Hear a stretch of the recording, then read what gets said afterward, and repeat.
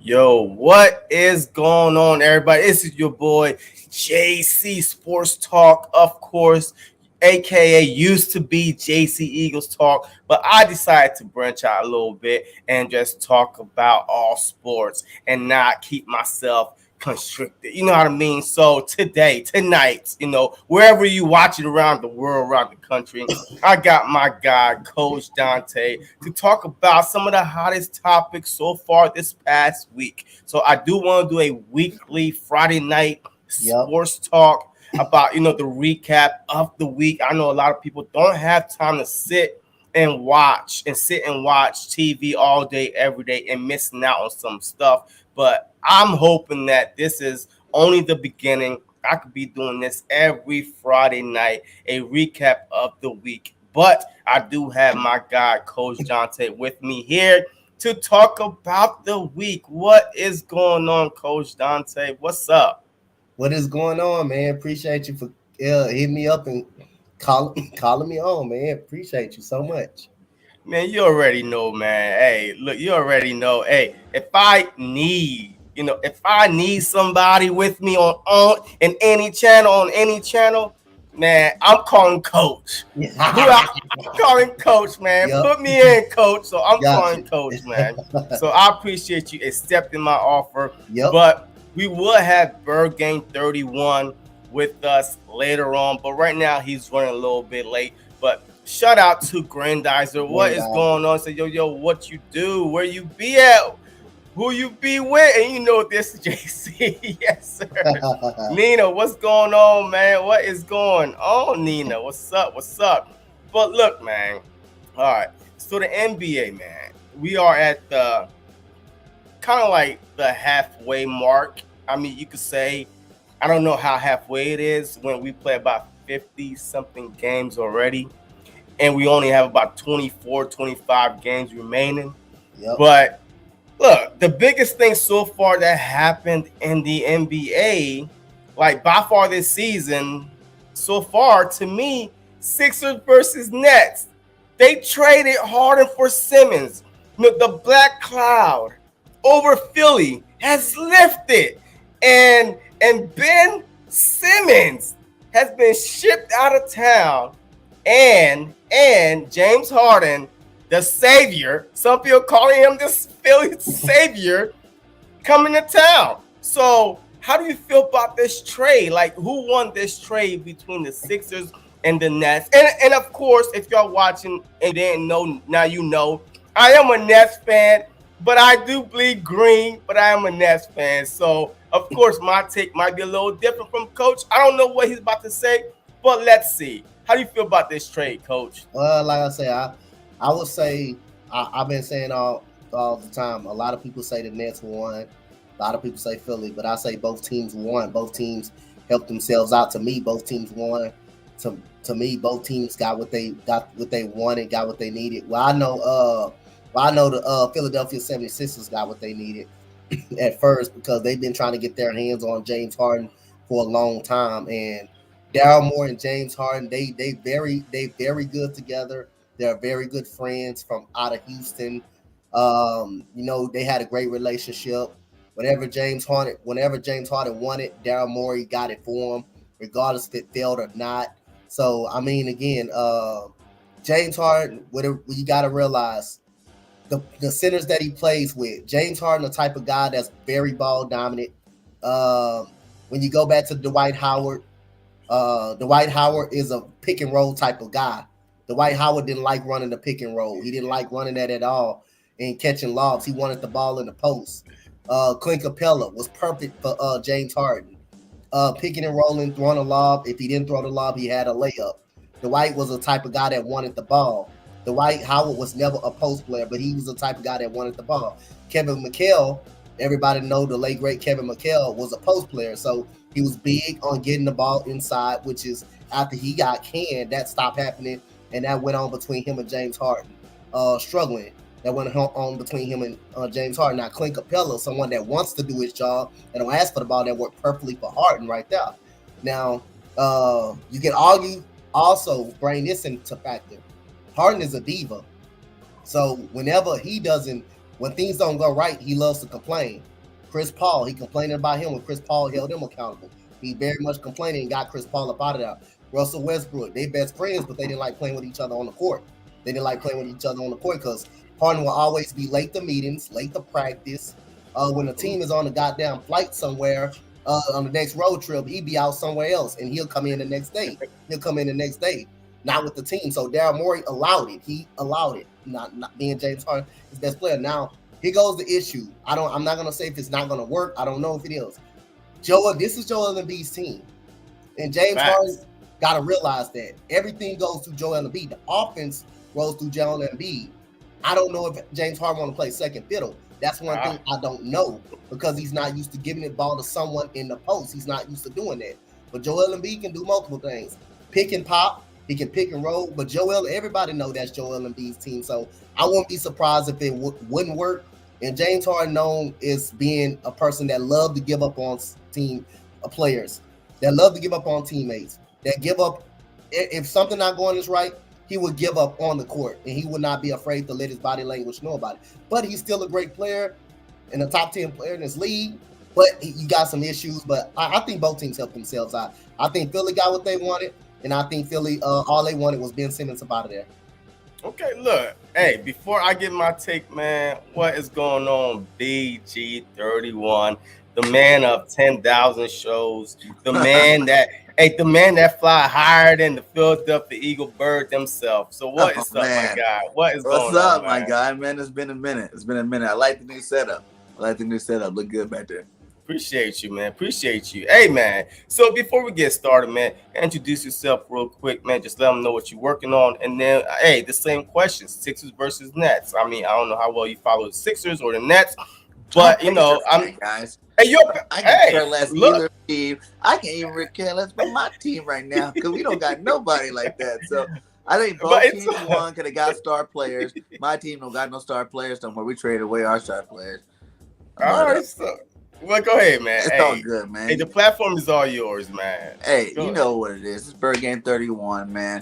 I'm here, Eagle content creator, BGN Sports Media, with those guys. That's my little network that I got going on. We're dropping a bunch of new shows this off season, so make sure you guys check out and tune into those. We also are dropping BGN Entertainment, which just had nothing to do with sports. But if you guys like any kind of, talk and cooking and traveling and challenges and whatnot like that, spotlight features of music and whatnot, we got a lot of stuff going on there. Yeah, man, I'm just gonna be chilling all off season with my new shows. We got like 3 new shows on the network for Philadelphia Eagles football, and then we got some other great shows on there too as well. So you know how it is, just always staying busy, keep grinding, keep climbing. Yeah, man. Look, I feel you, man. Hey, I mean, you're a Pacer fan. I get it. I'm a Nets fan, and this week been kind of rough because I had to defend my Nets a little bit, But I really think that the Philadelphia 76ers, kind of lost this trade between Ben Simmons and James Harden. This is my take on it. Number one, if they did a player-for-player trade, I would have been like, okay, the Sixers got the better end of the deal. You know what I mean? A 25-year-old Ben Simmons, 3-time All-Star, 2-time All-Defensive Player. I mean, Rookie of the Year. Yo, it's just like Deshaun Watson getting traded to the Philadelphia Eagles, right? And it's like a 25-25. You're not going to get a 25-year-old Deshaun Watson Pro Bowl like quarterback for cheap. So I feel like that we got a 25-year-old, 3-time All-Star, 2-time All-Defensive Player, NBA Defensive Player, Rookie of the Year for James Harden and Paul Millsap. But not only that, we got Seth Curry, Andre Drummond, and 2 first-round picks. People is going to say, hey, the first-round picks are late. I mean, hey, the Sixers might be the Sixers might be, in the finals or any. Hey, y'all picks is not gonna matter. What I say to this is this: the two picks was the cherry on top of the cake. The frosting was all on it. Like Ben Simmons was the cake, right? Seth Curry and Andre Drummond and Andre Drummond was the frosting on that cake. Yo, I would have been good with that. But then you throwing 2 first round, not one, but 2 first round picks on top of that cake, just to sweeten it up a little bit. Because the Nets could actually take those 2 first round picks and flip them to a team that's rebuilding, that don't care about winning right now, for a star. That's what people are not realizing. And I mean, yes, I went on other people's channels. I wasn't able to talk, man. Right now, I'm about to say what I gotta say. You know what I mean? Say it, then I'll rebuttal and shut you down. I know what you're saying too. And if Durant and Kyrie's still on that team, then yeah, the Nets. Kyrie can't play at home. But the thing is this. Okay, it's okay. You know why? Because Seth Curry so far, that's all we needed, was another shooter to help KD out when Kyrie can't be at home. With Patty Mills, with Curry, and oh my God, who in the hell is Cam Thomas? Who is that? He is the maxi for the Sixers, right? I don't know if Mitch been watching, but he is maxi for the Sixers. Cam Thomas is that dude. Yeah, so now he evolved, throughout the past couple weeks. He's been that dude since Harden been traded. But, and let me finish this real quick. I feel like that the Nets won the trade because they gave too much for a guy that was about to leave at the end of the year. James Harden was a free agent walking away out the door. The Nets was the team that was desperate. The Sixers, and they could have sat back and say, you know what? We'll wait, and we'll just wait till the offseason and not give nobody. Or the Nets, you take a risk of Harden just walking away. But they didn't, because they think that this year is their year, that the Sixers, this is their year. They are going to win a championship. It will pay off if they win the championship this year, not next year, but this year. But Mitch, welcome to the stream, my guy. How are you doing, man? Introduce yourself a little bit. Just let the people know what you're working with and who you are. All right, so if you guys don't know me by now, it's Mitch Coxey, Philly Talk with MK. I'm a part of Spotlight Sports Network. We got a lot of shit going on over there. We do wrestling, football, all that good stuff over there. So check them out as well, please. Great group of people. I love them all. But my channel is basically just Eagles, Sixers, and wrestling. I do wrestling on the side a little bit there, just like a little hobby. The rest, even though WWE is in complete trash can right now, I'm just saying that. But yeah, that's basically what I'm about. And MK in the morning, tomorrow morning, 10 a.m., Coach Dante is going to be on it with me. So be on the lookout for that, 10 a.m. tomorrow morning. So, all right. We got to talk about this now, don't we? I was just talking about it with a friend of mine on the phone. Well, go ahead. Look, we're going to start with the NBA first, man. We're going to talk about more teams than just the Sixers and that. But I had to get this out the way. I've been itching. I've been waiting to come on live just to talk about this real quick. But go ahead, Mitch. Let me hear your take and why you think that your team won the trade. Well, first, I'm going to be completely honest. I wanted Bradley Beal in the beginning because I thought that would have been a much better fit. He's younger. He's a better shooter. I think that would be a better thing, but since he's injured out for the year, I'm good with Harden. I'm good with Harden because what he showed me last night, he was coaching Maxey down to be aggressive, then he scored 12 points in the second quarter. And then he was coaching Niang to tell him to shoot 10 threes. Niang made 5 of them. He was coaching the same Nets that went on 11-game losing streak. So I don't want to hear nothing about coaching. Next. Hey, I'm just saying. Look. Go ahead, Drummond, Mitch. He was walking. Drummond was walking at the end of the season. He was going to go. He's going for a big bag. Okay. He's going for a big bag. I think he deserves it. He needs a big bag. He can be. Oh my God. But I get tired of this every freaking time I see this. But instead of the way you're hiding. But yeah, Jones gonna walk. The two first round picks. I'm just saying this right now. You can trade him for a good star. That's good for that. I love that. But they're gonna be late. They're gonna be late first rounders. They're gonna be like 20. But that's why I say a rebuilding team that don't care about making the postseason. The only team I can think about is the Knicks right now. What the hell are you talking about? There's think about that. What? Are you serious? They gave up a 28-point lead to you guys. 2 first rounds is nothing to sleep on, regardless. Because you know why? You know what? And because you're hoping that your team can stay healthy enough in order for those picks to be very, very low, like the Rams. And they gave up all their picks, and guess what? It paid off. They won the Super Bowl. So are the Sixers winning the championship this year? If not, then it is what it is. Harden's already opted in. He's opted in. We got him next year. He's locked. 43 mil locked. Okay. Oh yeah.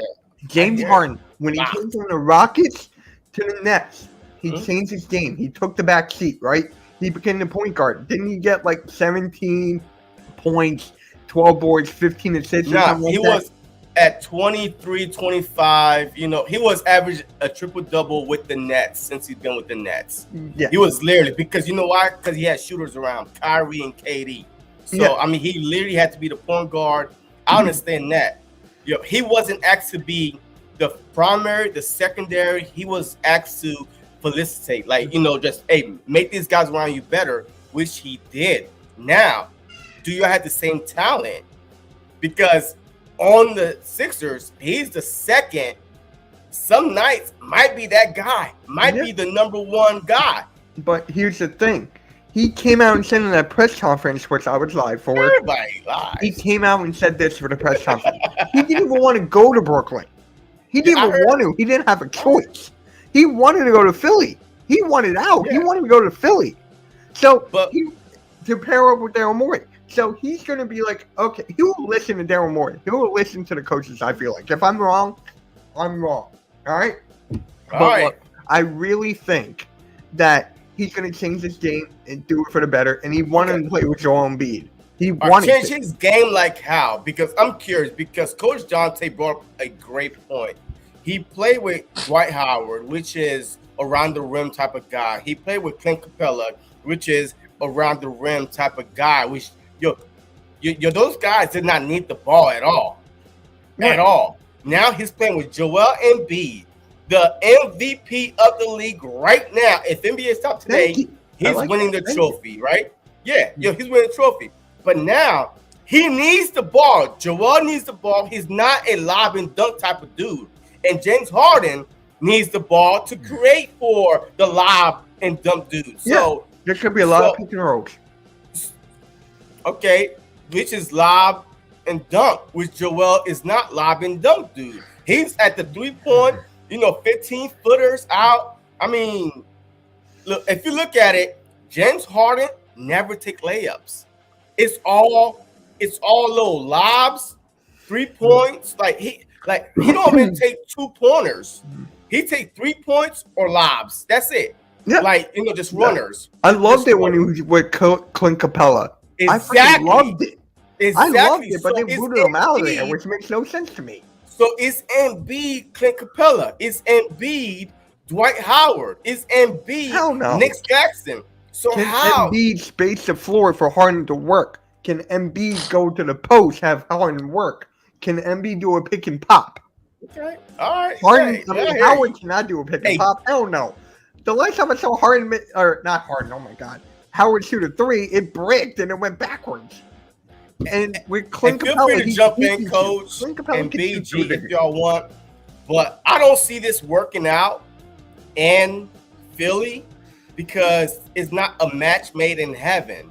Because Kobe did not realize, and some people compare Kobe and Shaq, Harden and Embiid. Kobe took 2-pointers, fadeaways and this and that. James Harden game is 3 points or running into the lane and floaters. He has no other game. That's all the game he It's knows. mid-range. He don't shoot mid-range. I James guess I'm Harden gonna don't have to find shoot out. the From mid. what I've seen, I've seen What? mid-range. From what I've seen him shoot mid-range. No, you do not see mid-range. You Dante, see you see mid-range James on Harden? Harden. You But see say what? A Do league you turned see into a Harden shoot three-point league mid-range? too. Because I do. say I've who? seen him shoot mid-range. Oh, Harden. he does He a said- lot of mid ranges. He does a Thank lot of you. step back mid ranges, but he does that most of at the 3 line too. Though. At He the- does it's- 3 and mid-range. But that's He not does mid-range both. though. He If does you're that. doing that at the 3, He does it mostly at the 3 though. That's what He Mostly at the does. 3, but I've He seen does. him He shoot still would shoot mid-ranges. that We mid-range. can't discredit the He'll shoot step back mid-range. every now and then. We can't But discredit mostly that. it's from the 3. He's it's the from the MVP, 3. guy. I Harden- But promise he'll you. shoot a step back mid range too though. But mostly it'd be from the 3 though. That's It what he is from basically the shoot 3. it from. I'm just saying, we can't discredit his mid-range. man. We can't. I do think Harden Oh. probably will be better on that team because he doesn't have so many Thank stars you, around. Nina. Thank you, Nina. Nina was like, I admit it's going to be interesting to see Embiid and Harden play together. Embiid isn't a pick and roll guy. James Harden, you have to have a pick and roll guy to go along with him as a center. Or else, he fit perfectly in Brooklyn because you know why? Because Kevin Durant, hey, he could fit in any team. On any team, you could drop him in. He is good. Kyrie Irving, hey, he could fit in basically like a ball hog. But James Harden sacrificed his game in Brooklyn. He was the point guard, and Kyrie was the 2, which was perfect, and it worked out perfect. He averaged a triple-double, like almost the whole season because of the people around him. Is Maxey a catch-and-shoot guy? Is Tyrell a catch-and-shoot guy? Is Thibault, I'm a just telling you right now, catch-and-shoot guy? Thibault cannot shoot. And Thibault can't shoot. so he's a downgrade from Ben Simmons, Pretty right? much from this season right now, I said this multiple times. He's a Ben Simmons. He's going down like Ben Simmons right now. But if Tobias Harris is the key. If he can actually play, no, listen. If Tobias can actually play like the money he's worth, 5 years, 180 mil, which is still freaking ridiculous. If he gets on fire, that's key. Then we don't need Thibault to shoot. We need Thibault to guard the best player who's hot. So it depends on Harris. Okay. Maxey, okay, Maxey's the third option now. No, wait. I'm not gonna say it's not going to work. I'm not gonna definitely say that, but it has intentions on not working. It does have on intentions not working because the type of player James Harden is. It does have an intention of not working because I would never know. I don't want to come out and say it's not going to work right then and there, but it does have an intention of not working because, like I say, his last two centers that he had, Dwight Howard has an ego type problem, and he was brought in because he was the only reason Dwight Howard was brought in because he was brought in to be that second fiddle to James Harden. And Kevin McHale, he's a big man. He's one of the all-time great big men, so he's gonna beat the post a lot. And after he got fired because we weren't looking so good, the very next year we were getting into a lot of blowout games. And when he got fired, his stuff was going down. His stuff was going down a lot and stuff like that. His touch was going down. He started complaining a lot. So that turned him into a pick and roll type player. And Dwight Howard was never the type of guy that loved to do pick and roll. Even Steve Nash got on his ass about not wanting to run the pick and roll. So with Steve Nash, all-time great point guard, get on your ass about not running the pick and roll, that's what tell you about Dwight Howard right there. Yeah. Clint Capella, now the pick and roll is him. That's something that nobody doesn't need the ball. That's is Clint Capella. James Harden can work well with that. He can work well with that. He either got a layup or alley-oop. Either way, you come up, James Harden can throw an alley-oop. You sag back off and you worry about that big man, he's going to get a layup easy every time. So Joel Embiid is a regular post player, but he also can do multiple different things. A lot of different things. Yeah. More than them. He's better than probably both of them. He's better than both of them right now. That's not even a question. He's better than both of them combined. He can do multiple things. Yes. Pick and pop, pick and roll, however you want it. But most of his damage, he wants the ball in the post. And it's going to be determined what James Harden does with that. James Harden really never played with a post player like that that needs the ball so much. The offense of going through them. That offense goes through Joel Embiid. And It if has James to. You'll Harden have to comes take out a and back gets seat like he frustrated did and in Brooklyn. frustrated, He But took a he's back gonna seat let like you he know did in about it. Brooklyn. But at the same time, even in Brooklyn, he has so many stars. I feel like now he can go back to being the old James Harden, where he It can can take go either control of way. games, What? put See, up that's big not true, numbers. BG. Hey, look, that's not true because the whole time he was in Brooklyn, like all three stars only played 16 games together. His whole 18 months, only 16 games that all three played together, and they went 13 and 13 and 3. 3. Yeah, so I mean that's not true. So right now he's gonna get a guy that literally, and KD is not selfish. Kyrie Kyrie Irving, is. Kyrie is, but James Harden was still averaging 20 something points a game because you know why? KD didn't care. You know, but right now Embiid is the front runner for the MVP right now. Yo, he is like in between. I It's believe between Giannis him, is Jokic, third. and Giannis. But it's kind of like the Kobe Shaq thing. Embiid's a big guy. You know what I'm saying? He does his thing. Embiid and down Shaq there. are Yeah, but different Shaq players. is better. No, hey, Embiid right now, his game better. overall is better than Shaq. Yeah. Overall, You know, I'll so go that's gonna Embiid. that's gonna Shaq free is him better up a lot. in the paint. That's gonna free Yeah. up Harden at that 3-point line a lot, and the league's turning into a 3-point league. So whenever Embiid is getting those double teams down low, he's just kicking out to Harden. Harden's gonna make that shot. It's gonna help his overall numbers in general. Like I said, when you got three superstars all scoring, like you said, they didn't all play at the same time. But you know what I'm saying? Like when you're on a team with three other superstars, like now you're just on a team with you and Embiid. One, they play totally different positions. You know, one's down low, one's out low. They can play off each other all game long and tear it up. Now, let me say this. Our bench sucks. Our bench is trash. Our best player last time was Korkmaz. And I love Korkmaz. But I'm just saying here, James Harden, he's going to get a lot more points because the bench sucks. Yeah, Brooklyn that's had a fair. better bench than us. Oh, Brooklyn had a way. You had Joe Harris. Yo, and still Like- do. Yo, and still do because we Where had are they? he had a foot surgery, man. Wow. So Oh, hopefully I he'll love be Joe back Harris. this year. But if not, you know, Seth Curry. You know what? Look, when we play away, Patty Mills might come off the bench.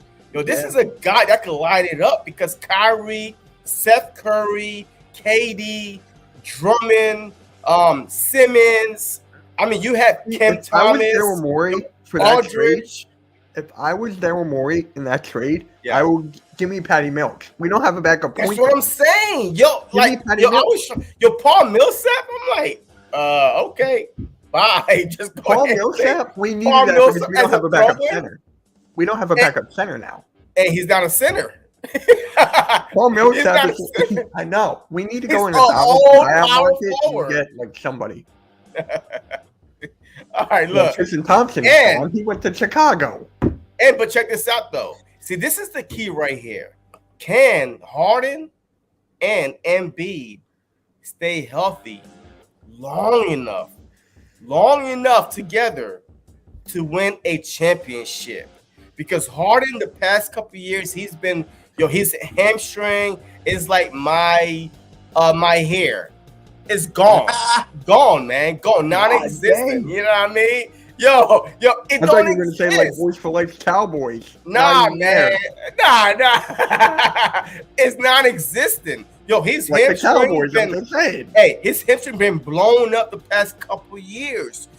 And Embiid, I promise you, every time he falls, I'm like, yo, he remind me of Carson Wentz. Every time I he get that hurt, I'm like, Trust me. I'm getting like, goosebumps right now. yo, just I'm talking holding about my that. breath. I'm holding my breath every time Embiid because like, I don't know because he's so tall and try to play positions that are meant for shorter players, point guard position, power forward position. Yo, he's a 7+ foot, like a 7-footer.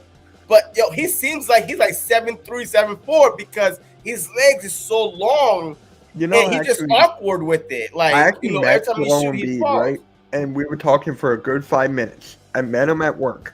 We were talking for 5 minutes. We were talking about Kansas. We were But talking you about take a picture? everything. I got a picture of my work job. I'll send it to you guys. I gotta find it first. Okay. But when I was talking to him, I'm 5'5". He's 7'3", You're and he laughed. My neck was stuck.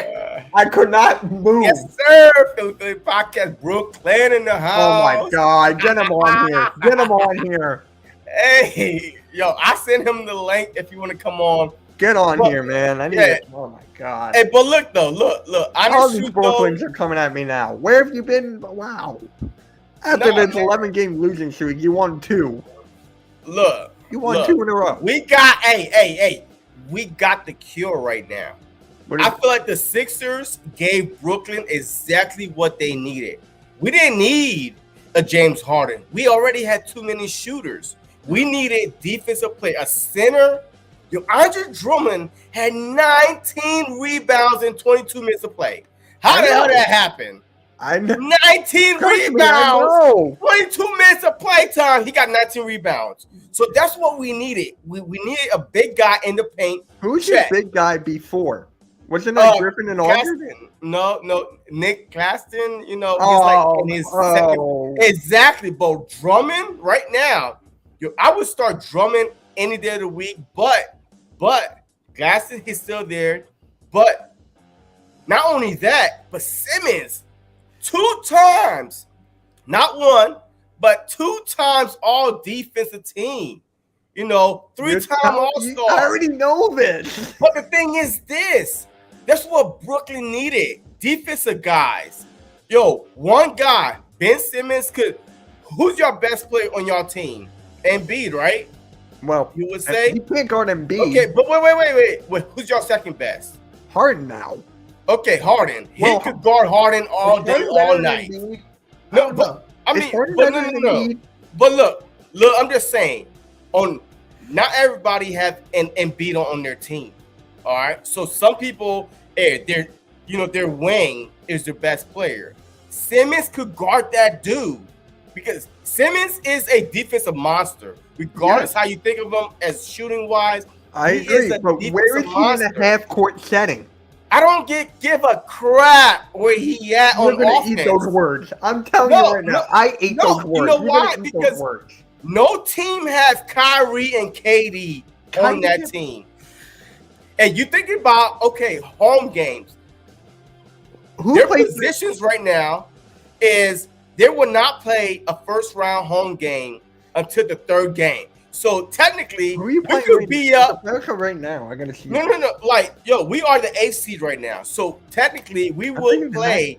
Oh, 8th or 9th, it doesn't matter. We're not going to have a home game until the 3rd playoff game. So technically, if you have Ben Simmons, Kyrie, KD, Cam Thomas, Drummond, Aldridge, Patty Mills, and Harris come back, we could be up 2-0 in a series and then trip on the win on the road. So that's what I'm saying. Yeah. I think that Brooklyn did this on purpose. You know what I mean? That's my thing. I think that Brooklyn is losing on purpose so they could start off on the road and be 2-0 going into. Yeah, you're 8th. home So game. right now you got the play-in. You will have to get out of that play-in, Yeah. and then you'll play Miami. Yeah. So I mean, yeah, I don't know if you guys can beat Miami. I'm being honest. who they got. Butler. The whole team is well-rounded. I This hear team, you. this league is a well-rounded. This league. But the thing is this, y'all helped us out with Drummond and Simmons. Brooklyn Nets is Okay, well-rounded. let's go Drummond and Bam. I'll take Bam. Who?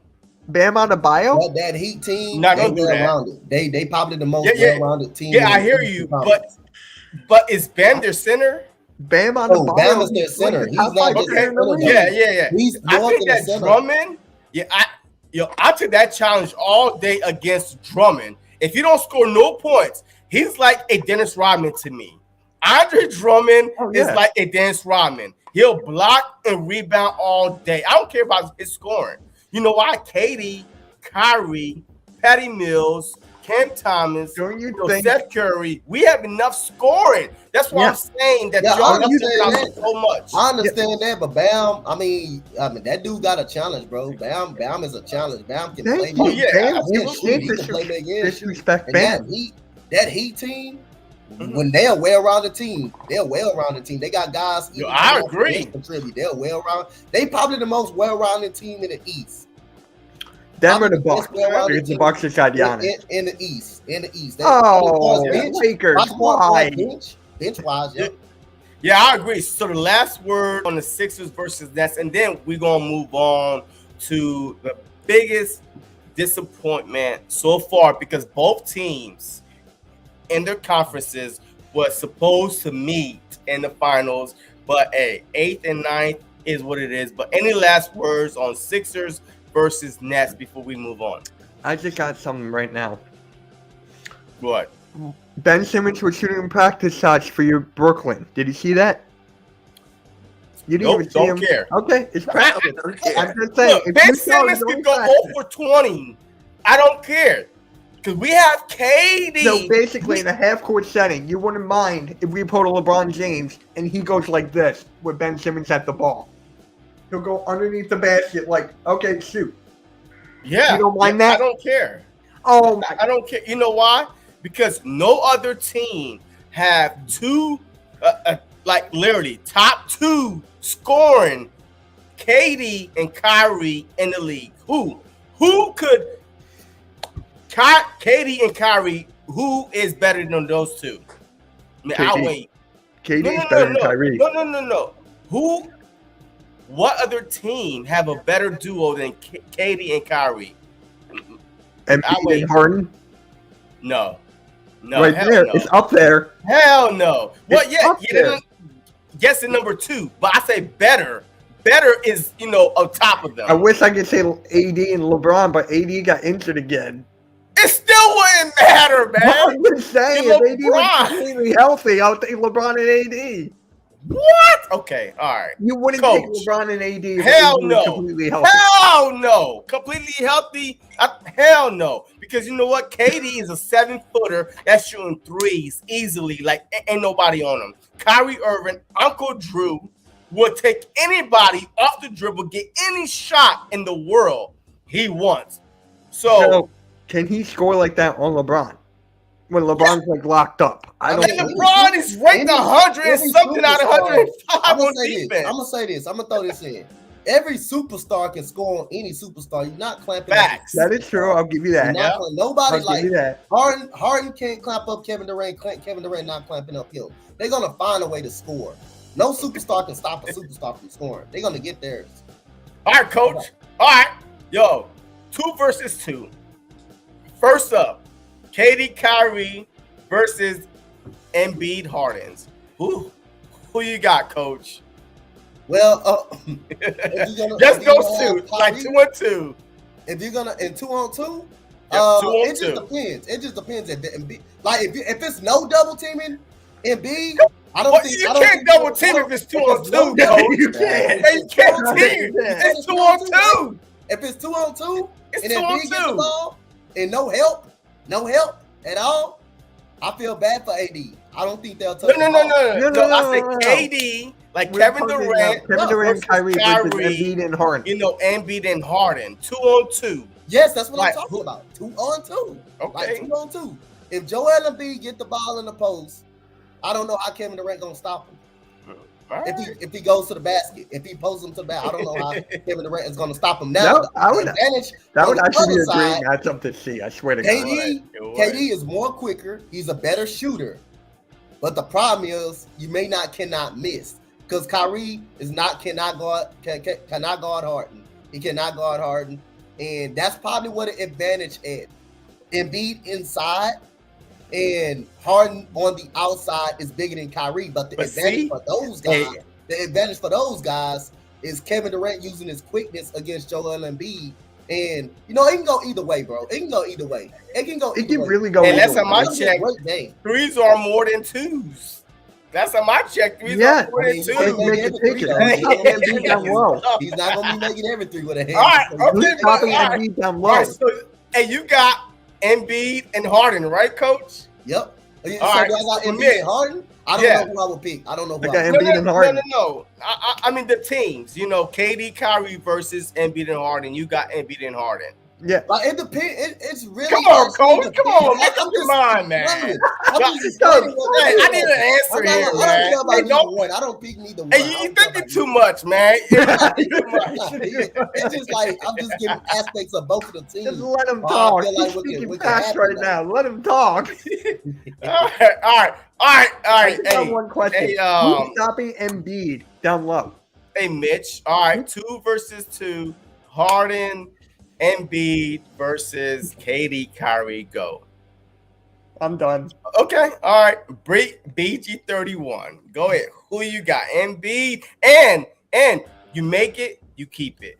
Let's go. The third game, I honestly don't know. Who's your favorite basketball BG. team? Who I you really got? don't know. Pacers, man. He got Oh, the really? Pacers. I didn't know that. Yeah. Out of that, like you said, threes are worth more than 2, so I think they might pull it out. Who? KD. They're KD and Look, all right, look. All right, so it's 2-2. I'll take that. It's a tie. Look, I'm I'll gonna take tell you this though. Yeah, I'm telling you this right now. Kyrie Irving can take anybody. I don't care what era you put him on. He'll take anybody off the dribble. That's number one.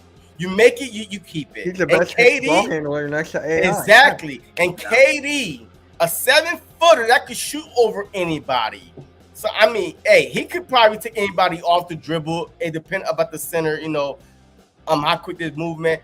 I'm going KD, Kyrie, but Please. at its perfect thing, it's 2-on-2. Let's move on to, hey, the biggest disappointment. Both teams, the Lakers and the Nets, was projected to play in the finals. And they both was like plus 250 to start the year. Now they are behind the Heat and the Sixers and the Suns and whatever team. Like, I know you what know you're what I mean? talking Who was the biggest disappointment? What team? Like, who was For it? me? Go ahead, Honestly, Mitch. I knew this was going to happen to the Lakers. I freaking knew it because they got Westbrook. If they did not have Westbrook and AD was not such an injury prone this year, there would not be a disappointment. Like, right now, I can't answer that. Because Brooklyn right now, they just got their pieces. So they can go up They're from injured. here. So, it's like, if I really had to pick, Brooklyn was on an 11-game losing streak. KD was out. Lakers, AD was out. Westbrook shooting up bricks. He built my background. So, I really don't know. I gotta think. Okay. I think it's a tie. I don't think there's All any. right. Okay, Coach. Who's the bigger disappointment, Lakers or Nets? There's no doubt it's the Lakers. The Lakers are the biggest disappointment. No doubt about that. I mean, again, I already you got knew it was AD gonna trying to happen, stay though. healthy. Russell Westbrook is a good player, but he's just not a good fit for what they do. He's just not a good fit at all. And everybody's seen that.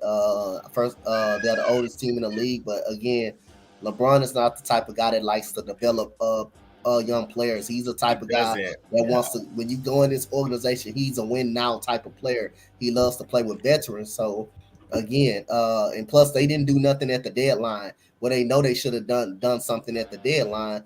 They didn't want to move on from somebody, but I got a really good feeling that they're going to trade Anthony Davis this offseason. I'm going to go on a limb and they say they give up Anthony Davis on the offseason. They talk to trade. They talk to teams about trades because he cannot stay on the floor consistently. He just got hurt the other night again. Yeah. I mean, hey, they can't play defense. They're not a good perimeter defensive team. They can't protect the rim. They have issues in the locker room. The rotations, the lineup rotations are not good. You're going small ball with LeBron James, knowing he's not a 5. He can play 1 through 4, and you don't play Dwight Howard at all. He's against bad teams, though. And he only played a 5 against bad teams. Yeah, but I mean, he only played a 5 against bad teams. Sometimes they'll put him out there against a 5 with Anthony Davis not on the floor, and that's going to come back and just kill him a little bit because he's going to have to take a lot of pounding inside. They're going to have rebounding issues. They don't play Dwight Howard. They don't play Dwight Howard with Anthony Davis out. So again, that team has a whole lot of problem, but I still got a feeling, man, they're gonna be right there. They're gonna make it, man. They're gonna make it to the play-in. They may make it to the play-in and the playoffs. That's the spot. That's the part that they may go. Yo, Big J, hey, I know that you don't care about no other team besides the Pacers and the Eagles, but I mean, if you're following basketball, the Nets and the Lakers were supposed to be the clash of the Titans. Like they were picked to be the favorite in the East and the West to meet in the finals. Right now, one is in the 8th seed, one is in the 9th seed, and 2-3 years ago, the 9th seed, you would be out. You would not be in the playoff. But right now, the past couple of years, they've been doing a play-in. 7 through 10 have a play-in, a little shootout, and then boom. So who do you think is the bigger disappointment, the Nets or the Lakers? The Lakers. They got all them stars over there, man. They can't win no basketball games, my guy. You got LeBron James. What? They got AD. They got Westbrook. They got Carmelo. Yeah. Then they got Dwight Howard. They got they got full of old veterans Ariza. I mean, they have all the people from the 2010 All-Star team that would have been perfect. Yo, Mitch, who you got? Them to win more games this year for sure. I guess I have to go Lakers now. Guess I have to go Lakers. It's a common sense here. I mean, Brooklyn is fine where they're at. They got their pieces. They're going up. I'm just saying that. But I'm going Lakers here. All common right. sense. Hey, before I go, man, shout out to everybody that's on this live stream. Please go ahead and subscribe to Coach Dante right there, upper right there. What, upper left? Is that left? All right. Look, I'm pointing at him. Hey, wherever he at, I'm pointing at him. Hey, go ahead. His link is right there. Go ahead and subscribe to Coach Dante. BG31 to the Brady Bunch right there. Go ahead and subscribe to him. He's on his way to what? 3K. 3K, man. Go help him out. Go check him out, man. And last but not least, who we got? Oh, Mitch. Come on down. Oh, Mitch. Come on. Hey, what are you at right now? I've been stuck at 1,584 for like the longest time. Hey, look, it's all good, man. I don't care about the numbers. Good. I mean, dude, I got to interview Van Jefferson and Eli Apple, and then I had a guy from Sports Radio WN 94 WIP on my channel. Yeah. So who did you interview? So for Eli Sports Network, right? They applied to NFL Media, and we got it. So I picked Eli Apple. I asked him a question. Nice. And I picked Van Jefferson. I got a question. Oh, that was real? I thought you did like a voiceover on that. No. What? Whoa, that's good. I actually, Dante, who'd you ask? Huh? Did you get a question for NFL Media Day? Yeah, no, I didn't get a question, but being there, being in the meeting room, hey man, that's something special. Being in that, it is. Like I was there for Joe Burrow. I was there for Aaron most of the time Donald. they don't pick you.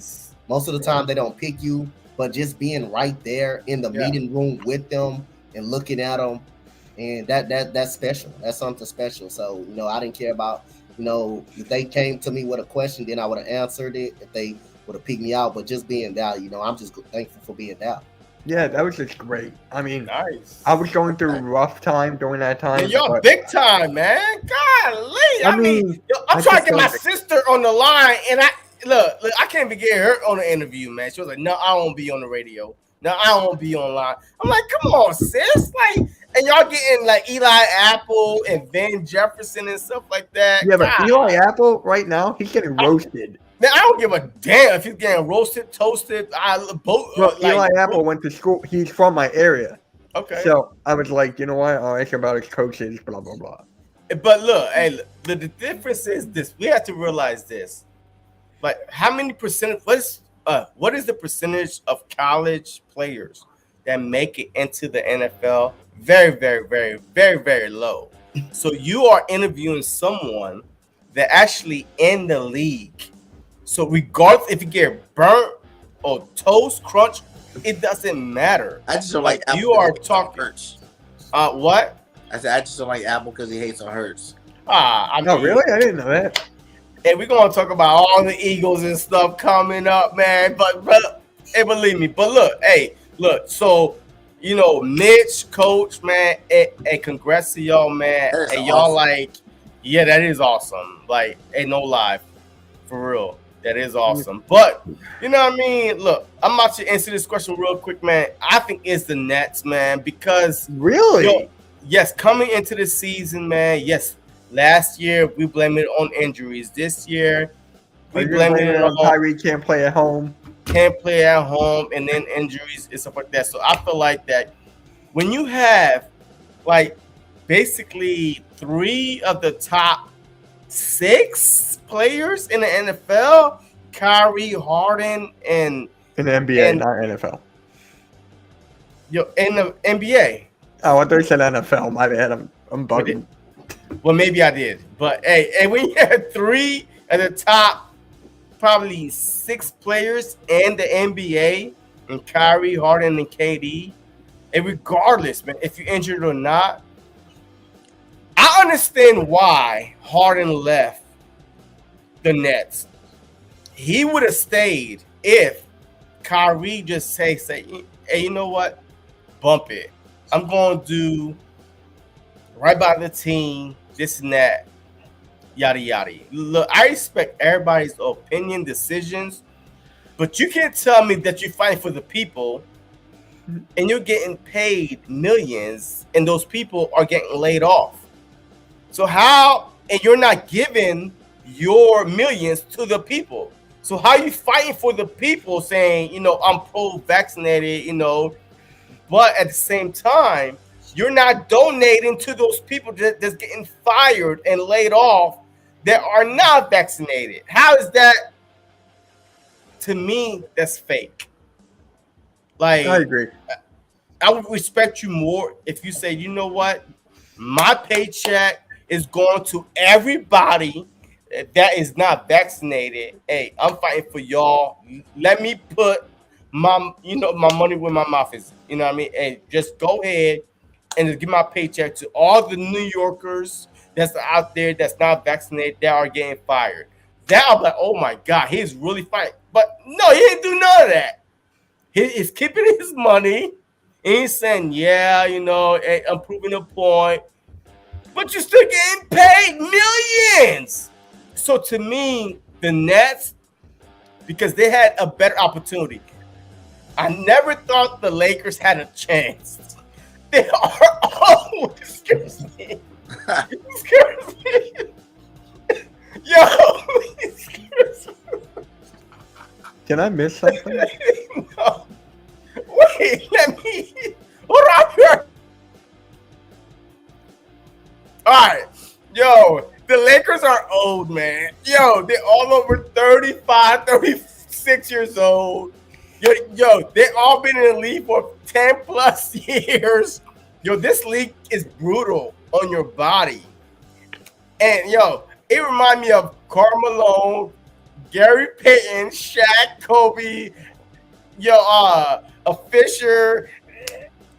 Hey, do y'all remember that? When those guys came together and tried to win a championship, it don't work out. It's too late. Y'all 5 years too late. So I never thought the Lakers would be better than the Suns, the Warriors, especially with Klay Thompson coming back. Memphis is a surprising team to me, but we're going to talk about that. But no, so I'm not shocked about the Lakers. I'm shocked about the Nets. James Harden being traded, Kyrie Irving not sacrificing for the team. That is what I'm more shocked of. So I'm more disappointed in the Nets than the Lakers. So any last thing before we move on? I actually have to go. I got a show at 10 o'clock in the morning, so I have to get some sleep, Yes, sir. Hey, go get your beauty rest. Mitch, your little beautiful stuff. Go ahead, man. Go ahead out here. Hey, before you go, man. Really quick. Right. Next Saturday night on my channel, I'm having like a little NFC East roundtable. So I got Boys for Life, I got one of the guys from the Commanders video and one Giants guy. It's gonna be Let's insane. get that Commanders. I got one of those guys on. That video's doing 5K views I have right now. And the guy commented, like, yo, that's me. Subscribe for more Commanders content. I'm like, dude, I gotta hit him up. I'm like, I gotta. Next Saturday, I can't wait. All right, man. No holds barred. To keeping you guys aware, it's gonna be no holds barred. Sounds Yes, sir. good. Hey, let them know where to find you before you leave, man. So you can find me on YouTube at Mitch Toxie, Twitter, Instagram, everything's right there. Give me a follow over there. Get me to 1,600. I've been stuck at 1,500 for like the longest time. But All anyway, good, man. It's all YouTube is good, about the brother. experiences. It's about the moments. I mean, this past month alone, I told you guys what I did. That's So awesome. it's like I just gotta go with the flow. So catch you all later. JC, you and I gonna have a one-on-one show to go off about Sixers and Nets. I'm telling you. Hey, That was good. I'm down, man. I'm down. All right, Dante, I'll see you in the morning. All right, man. Yep. Yep. Peace, guys. All right, later. All right, look, hey, real quick, man. Biggest surprise so far, and then we're gonna move it into the NFL. Yo, I have big thing to say about the Dallas Cowboys and free agency. So please, I'm telling you right now, you would not want to miss it. But coach, the biggest team right now that is surprising. You're like, oh my God, I didn't see this coming in the NBA. Who is it? Cleveland Cavaliers.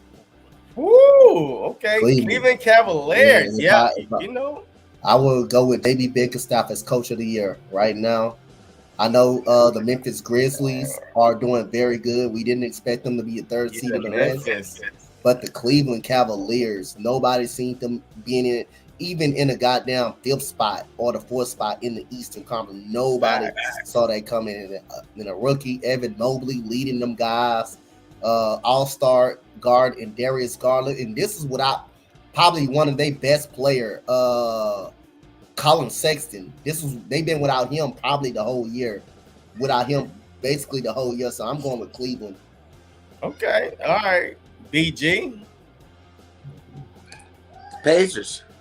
Ah, I didn't see Wait. this coming.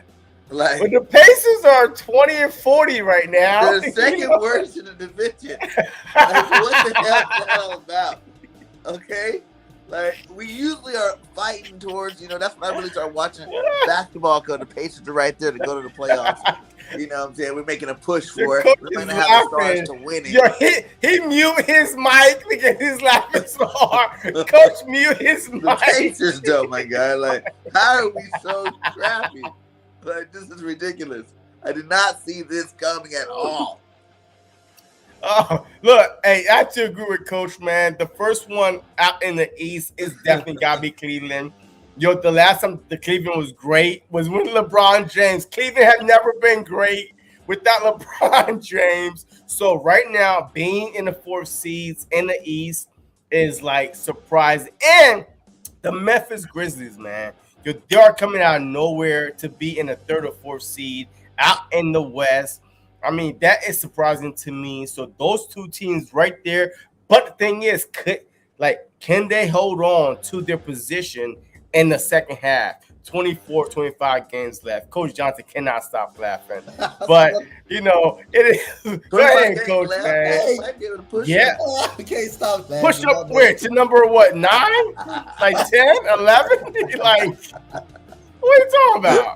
All right, man. Look man. Coach, man. Any last words, man, before we go to that?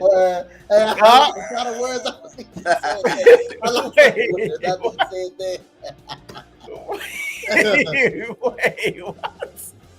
All right, man. Look, all right. So, hey, let's transition into the NFL, man. Bengals, Rams, man. Right, The Super Bowl Finals, man. 23-20. All right, so Bird game. Who was you going for, and how did you feel about the way the game went? I was going for the Bengals, but I knew the Rams were going to win. Ooh, Bengals. I just wanted to see the underdog win that game. But I knew from this jump, man. Like, when I seen the Rams team that they had, midway through this year, I kind of knew that they were going to win the Super Bowl then. You know what I'm saying? They bought their Super Bowl just like Tampa Bay bought their Super Bowl last year. The Rams kind of bought their Super Bowl this year, and there was no stopping those guys. There's too many stars on defense. There's too many stars on offense to stop that juggernaut going into it. And they have great coaching. So, the game played out a lot better than I thought it was going to play out. You know what I'm saying? Like, it was when the Bengals took the lead, I was like, oh, what? Then OBJ got hurt. I'm like, oh, what? They might actually win this game. But then, yeah, too much firepower, too much defense on that side of the ball. But it was a great Super Bowl. Yeah, Coach. I mean, hey, Super Bowl came and went. The Rams won. Who was you going for? Bergen was going for the Bengals. Who was you going for? I was going for the Rams. I was going for the Rams, actually, but I wouldn't mind if the Bengals won. Give credit to that Rams defense. The first flag that should have been called coming out of halftime when Jalen Ramsey got his face mask twisted around. Oh, Gotta let him play. That should have been called. Play. A lot of people said the referees impacted this game. I thought it was a good call game. I didn't think it was too many flags. So down the stretch to the end of the fourth quarter. The Rams defense got 7 straight stops. Yeah. Dating back to the third quarter. After they scored that touchdown, 7 straight stops. 7 straight stops. Read my lips, chat. 7 straight stops on defense without scoring. And gave that offense and Matthew Stafford a chance to go down there and score. Aaron Donald's just a monster.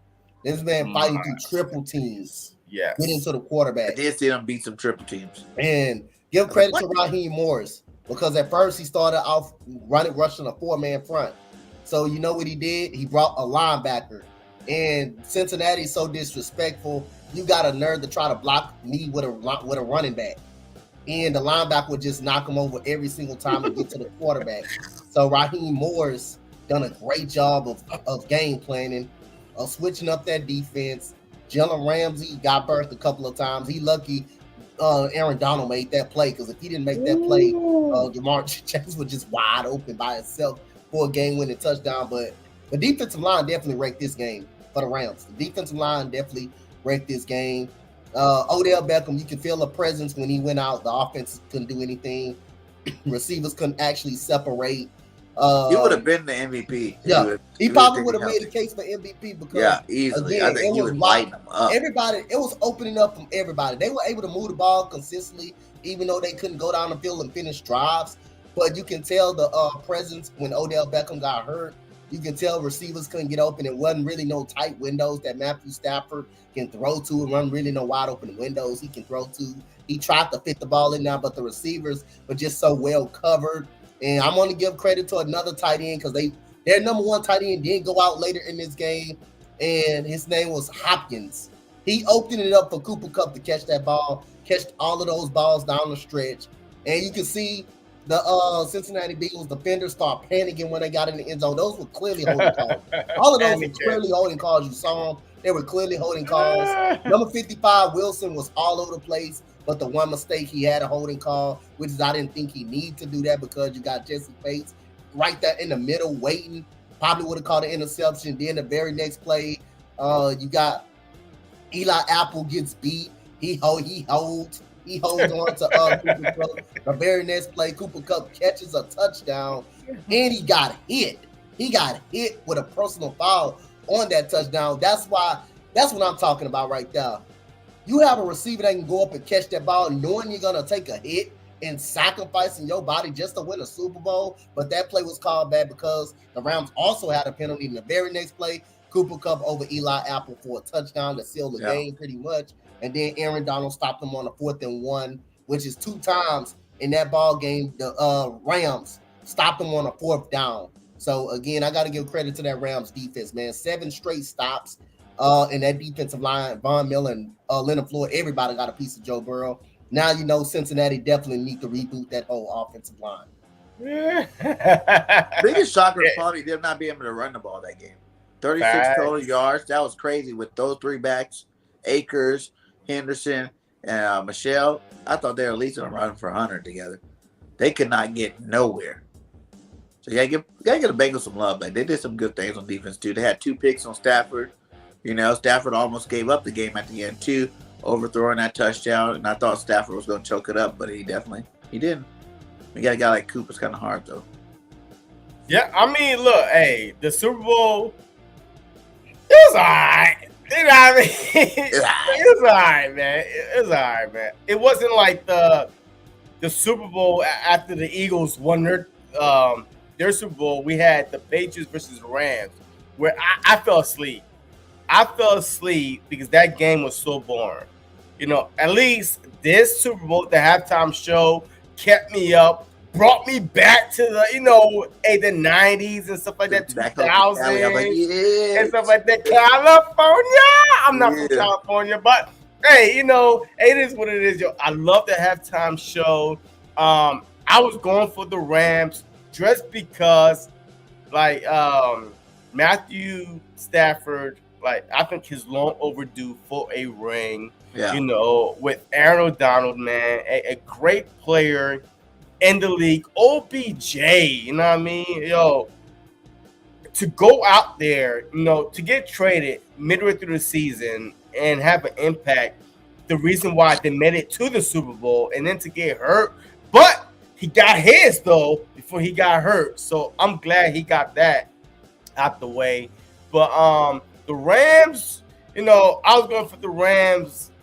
I'm glad they won because I feel like that they probably would not be back.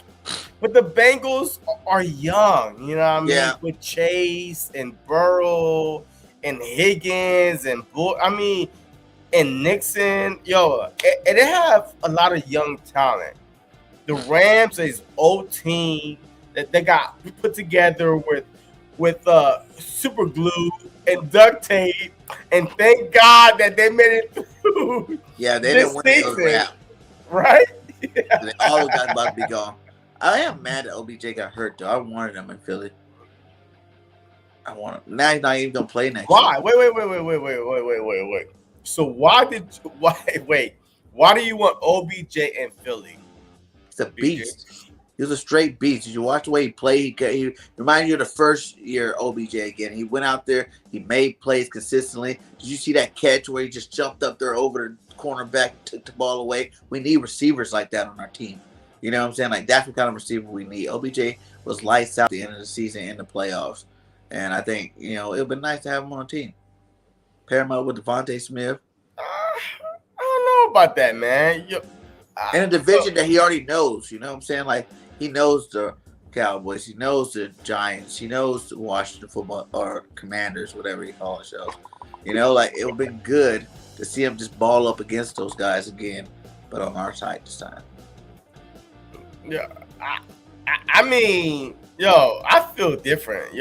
I do not want OBJ on the Eagles, man. I don't want him now. No. Regardless, healthy or not, I think that y'all Philadelphia Eagle fans, man. Y'all. I say y'all because I'm an Eagles fan too, but I'm more realistic, Berg. And you're right. What? And don't make me pull out the Devontae Smith jersey, man. Do not make me pull out the Devontae Smith jersey because of your unrealistic bet that you made with me. I just said that we would beat round of playoffs. Okay. Yeah. We made it there. Yeah. No, we would win. We would win. And that's not my fault. Nick Sirianni choked. Nah, man, he Hurts was hurt. Regardless what team we face, I wanted the Bucks for it. Well, I wanted the Bucks from the jump, right? The first round of playoffs, that was our best matchup, right or no? Like, am I right? Or our best matchup, our best chance, and we got blown out. We was down by 30-0 at one point. I was like, please just score. I said, just one, and just do something or anything. So that's how overmatched we was. Imagine that was our best matchup. Because any other matchup, we weren't even supposed to be in the playoffs. Our team wasn't like this. See, that's why I picked us to lose. Hey, you picked us to win. Hey, I'm always gonna root for my team to win. Okay. Yo, you know what? Yo, I That can't Rocky wait to next mentality, baby. year Philly. to win more bets. I can't wait to next year. I Yeah, can't wait man. either. Okay, I'm gonna win my jersey back. And the 7th. Oh, no.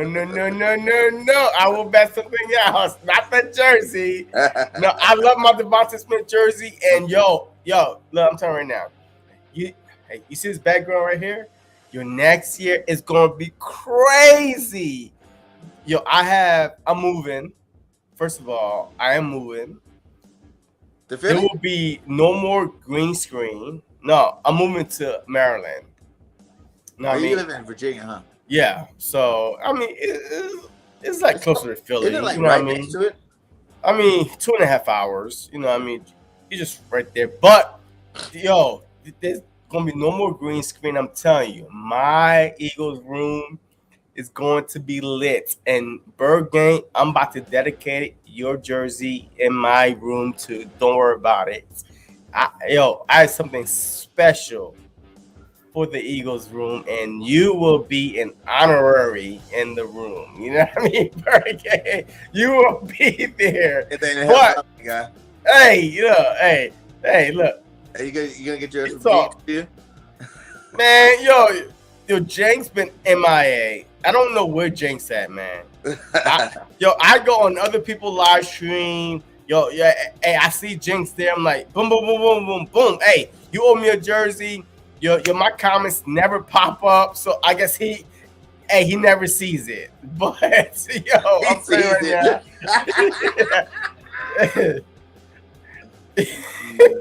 You Jenks. All right, man. But anyway, man. Hey, let's talk about the Dallas Cowboys, man. I don't know, BG, man, if you know what's going on with the Dallas Cowboys, man. But this past week, they are in kind of like the same hot water as the Washington football team is in. But for some way, somehow, the NFL, this past week chose not to go further with the Dallas Cowboys investigation. So as you can see on the screen, that the NFL will not be opening an investigation into the events surrounding the Dallas Cowboys' $2.4 million confidential settlement with 4, not 1, not 2, not 3, but 4 members of the cheerleaders for tourism. So for those of you who don't know, it's an act of like sexual stuff, taking pictures and all that good stuff. And Jerry Jones has been mentioned in this conversation as the owner that paid the $2.4 million to this guy that worked there for like 20 plus years, to protect the Dallas Cowboys. So he paid these girls off $2.4 million.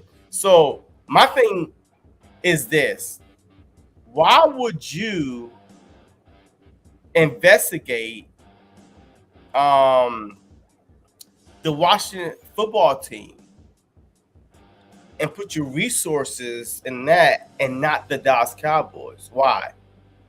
Because they're America's team? Because what they did is not any better than what the Washington football team did. You know what I mean? So I don't know if y'all been tracking it, Coach or BG. So if y'all have, just let me know like your opinion on this scandal that's going on in Jerry's world that the NFL chose. Like, look, in the beginning of the week, they say, hey, the Dallas Cowboys, their vice president of operation, whatever he was, he's been with the team for 20-something plus years. He resigned in February, by the way. We are still in February, but he resigned like February 2nd or 5th. He resigned, and the story leaked like a couple days later. But he said that that's not the reason why he resigned.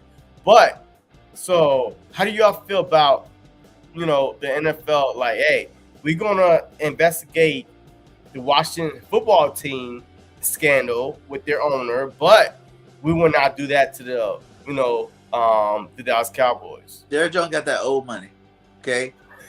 He ain't getting let nobody disrespect him like that. Like, he controls stuff, you know what I'm saying? What up, Chris? He controls things. Jerry's not gonna let nobody tarnish him. $2.4 million is like $2 out of his pocket. You know what I'm saying? He's like, hey, shut up. Okay, get out of here. Easy money. Yeah, but as far as the NFL goes, he runs that. Remember back in the day, Jerry Jones paid for the Cowboys to be like the only game on TV screens across America because he had that kind of money back in the day. Like, Jerry Jones been always doing stuff to make the Cowboys look so big and popular and famous. That's why there's so many Cowboy fans out there.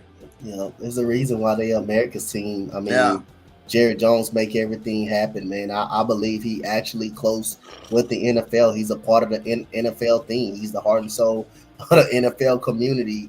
And like I say, they're the Cowboys, so they're going to do whatever it takes to keep the Cowboys relevant. It's a reason why this man, after every game, he talks first to the media. It's a reason why everything is a reason, like why if they can lose a playoff game, he can go chill. He can go chill at home and don't give a damn about it because all he care about is money. It's making the money. All he care about is making money. He don't care about being an average team. He just care about the money. So that's what all Jerry Jones is about. Yeah. But see, the thing is this: why is the NFL, Roger Goodell, bending backwards to not do an investigation on the Dallas Cowboys, but is okay with doing one to the Washington football team? I don't think it's fair. I don't think it's fair either. If it was anybody else, they'll do an investigation on it, but not the Cowboys. If it's not anybody Jerry else, Jones, man. It's like Jerry Jones. It's a Jerry Jones impact. Jerry Jones he was got that charged type before of power. Goodell was there. You know, he's always been that guy.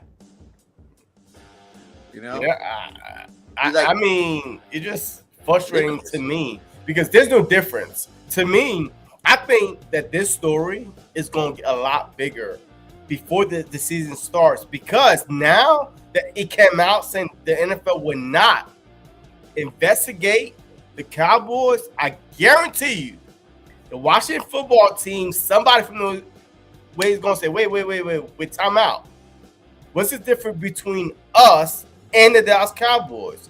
It's going to be so much pressure on the NFL, Roger Goodell, to open up this investigation. And I believe he will open it up. You know why? Because Zeke, and remember Zeke, when he got suspended for 6 games because the NFL pressured fans out there, the media.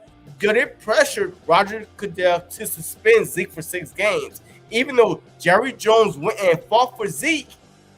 But, hey, the media still forced his hand. So, I don't know, man. I think it's going to kind of die away, go away. You know, like, this happens with every franchise for real, is who gets caught or not. You know what I'm saying? Like, I don't know. This get caught or not. I believe all these teams got players and cheerleaders doing stuff they probably should be doing. You know what I'm saying? No. These are owners, executive, VPs. Yeah. You know what I mean? So, all right. So you feel like, the Philadelphia Eagles have the same thing going on? Facts. Okay. Behind the scenes, man. These guys are rich. Cheerleaders be doing that stuff on purpose for money, too. You know what I'm saying? Like, they be trying to, extort money out of these guys. Because they know they be at those executive parties. They know where the money's at. All right. So, hey, look, this is what you've been waiting for, BG. NFL free agency, man. This is the top players, man, on the NFL free agency market. Von Miller, I mean, he's number one. For some odd reason, Von Miller is the hottest. I mean, the hottest outside linebacker on the free agent market. Who would you want to see on your team? We have Von Miller, offense or defense. Who would you want to see on the Philadelphia Eagles right here, BG? I'm talking about everybody on this list. I can pick. I mean, because there's a lot of guys on this list at one. Okay, so all right, so to fill the holes on the Eagles, right? Fill the holes that we need. on this list right here, who would you want to see on the Philadelphia Eagles? And realistically, who will have a chance to come to the Philadelphia Eagles? Will it make a difference or not at our current situation right now? Okay. I see, because I want to get, like, really for real, I want to get linebacker. But since the Eagles last year in that defense, right, a lot of time we ran a 5-2, you know, with that linebacker, that outside linebacker played along the line. So I would love to get Von Miller to play that spot for a year. Von Miller, like, yes, old dude. Yeah, but he still got it. He man. made some noise in the Super Bowl too. He's made some noise this year. You know, he had half the season off. He wasn't really doing that the first half of the season when he was on Denver. But I like Von Miller. He costs a lot of money. So, but I do like Von Miller. I want Chandler Jones as the end. That'd be a nice pickup. He's an older cat, a veteran. That, you know. See, but Von Miller plays the end though. He plays the same position. He plays the end. Von Miller would be the 5 spot on that defense. But he, a lot of times, wait, what? The Avery. You know what Avery played this year for us? You know, when he got all his PT, Avery came in, he come off the end like there. They still had your four. You still had Barnett, you still had Sweat, you still had Hargraves and Cox. Then they had Avery and that other linebacker. We ran a lot of 5-2. If Von Miller is not playing no linebacker, bro, he won't is be a straight rushing. He'll just be like a pass rushing situations. Okay. All right. So, and you want Chandler Jones. Now, he's like more like a full-time. He's a full-timer. Full-time edge rusher. To me, he's like a Von Miller. But he's actually a true DN. Chandler Jones. And Von Miller is, yo, I have not seen Von Miller play outside linebacker the whole time he's been playing. Put his head in the dirt like the last 3 years he's been playing. But guess what? He never dropped back either. So he's either going forward without his hand being in the dirt, or he's just right there at line of scrimmage. But I have not seen Von Miller. I'm telling you right now. When, like 10 years ago, no, it wasn't even 10 years ago. It was what 7, 8 years ago when the Panthers went to the Super Bowl. He won the MVP as an outside, like he was an edge rusher. So I never seen Von Miller. A 3-4 outside linebacker, which they consider like that, though.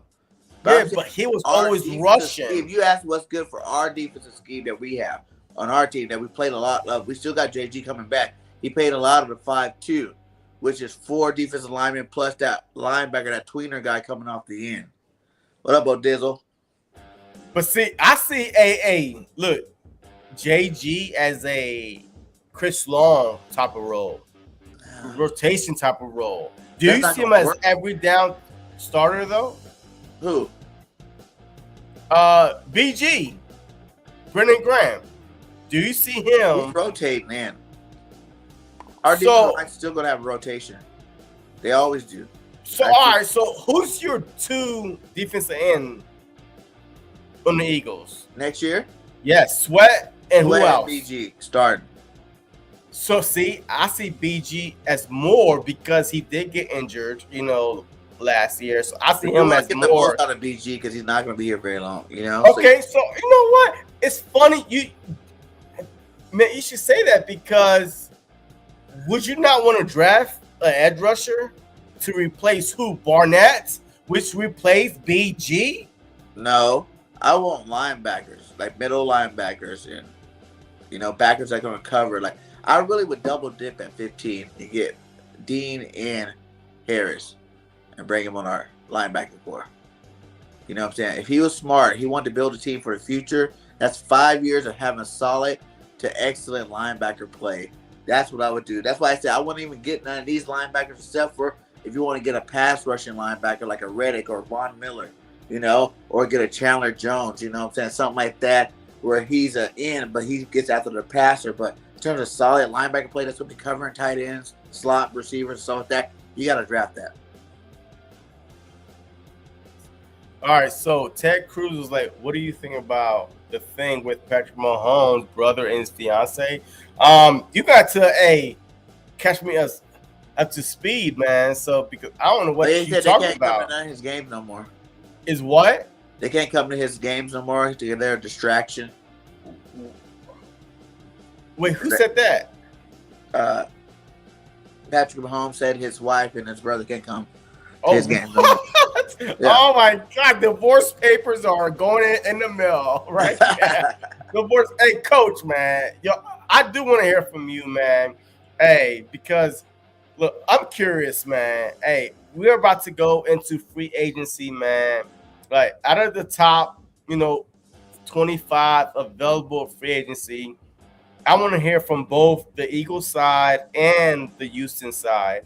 What are the main focus on both team sides? Well, I see a free agent that I want already up there, but I'm not gonna go Von Miller or Yeah, no, I'm not because gonna go there or see. Chandler Jones.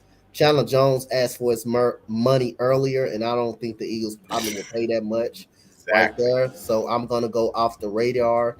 I'm gonna go with a Son Reddick or either a Son Reddick or well, he could be asking for a lot of money too because Son Yeah. Reddick was good with Carolina. He's So I'm younger. gonna go with the Lewis. What nobody really think about a guy who just got cut.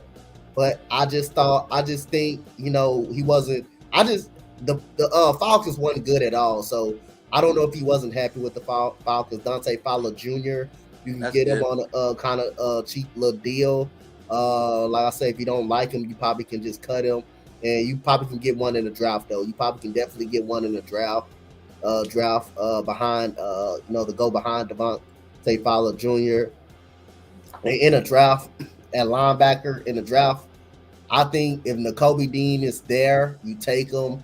It's a possibility. I don't think Devin Lloyd, and something telling me Devin Lloyd's not going to be there. I think he's going to be picked in the top. He's going to be picked somewhere in the top 7 area, top 10 area. Something telling me he's not going to be there.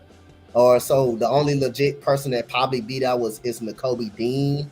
I will probably go with him or George Korloftis, the rookie out of Purdue. I probably will go with him.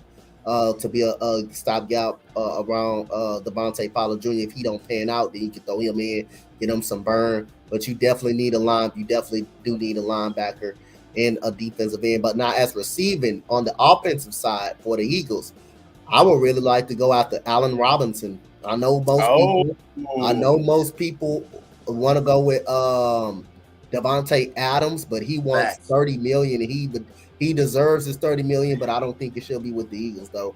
I think you can get. I don't think it should. I don't think it should be with the Eagles. I think they're gonna honestly franchise tag him. I think they're gonna honestly franchise tag him, though. I think they're gonna That's why I say that. I think they're gonna honestly franchise tag him. He can sit out. Yeah, that's what I'm saying. Oh, if he sit out, he just said I would too. They're not gonna pay me my money. I would sit out too. Yeah. I'm not taking no franchise tag. That's why if I was the best receiver in the game, I'm not taking no franchise. I'll sit out too. Yeah, you ain't lying about that. But yeah, I'll take Allen Robinson. Or if you want to go into the draft, get another young receiver, Treylon Burks will be the receiver I would take if they decide to get a receiver. But something tells me he's gonna be off the board. Drake London.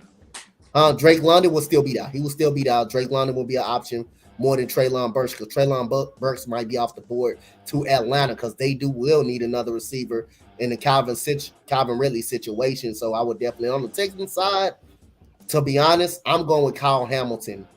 I would like Kyle Hamilton as safety because Justin Reed is leaving. Lovie Smith loves the back end of their secondary, but Lovie Smith being there as a head coach, I wouldn't be mad if we get Kyle Hamilton or Thibodeau or Chandler Hutchinson. I would love all of that if the Texans get one of them. But I've been on mock draft saying Kyle Hamilton. I will say Kyle Hamilton. This class is so deep with defensive players. Yes. That's why in the first round you get the best player available, and then you can just build everything up.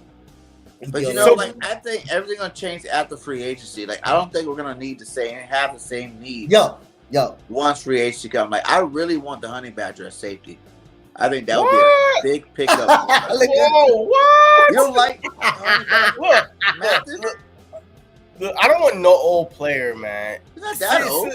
I mean, he's old enough, man. Went to surgeries after surgeries.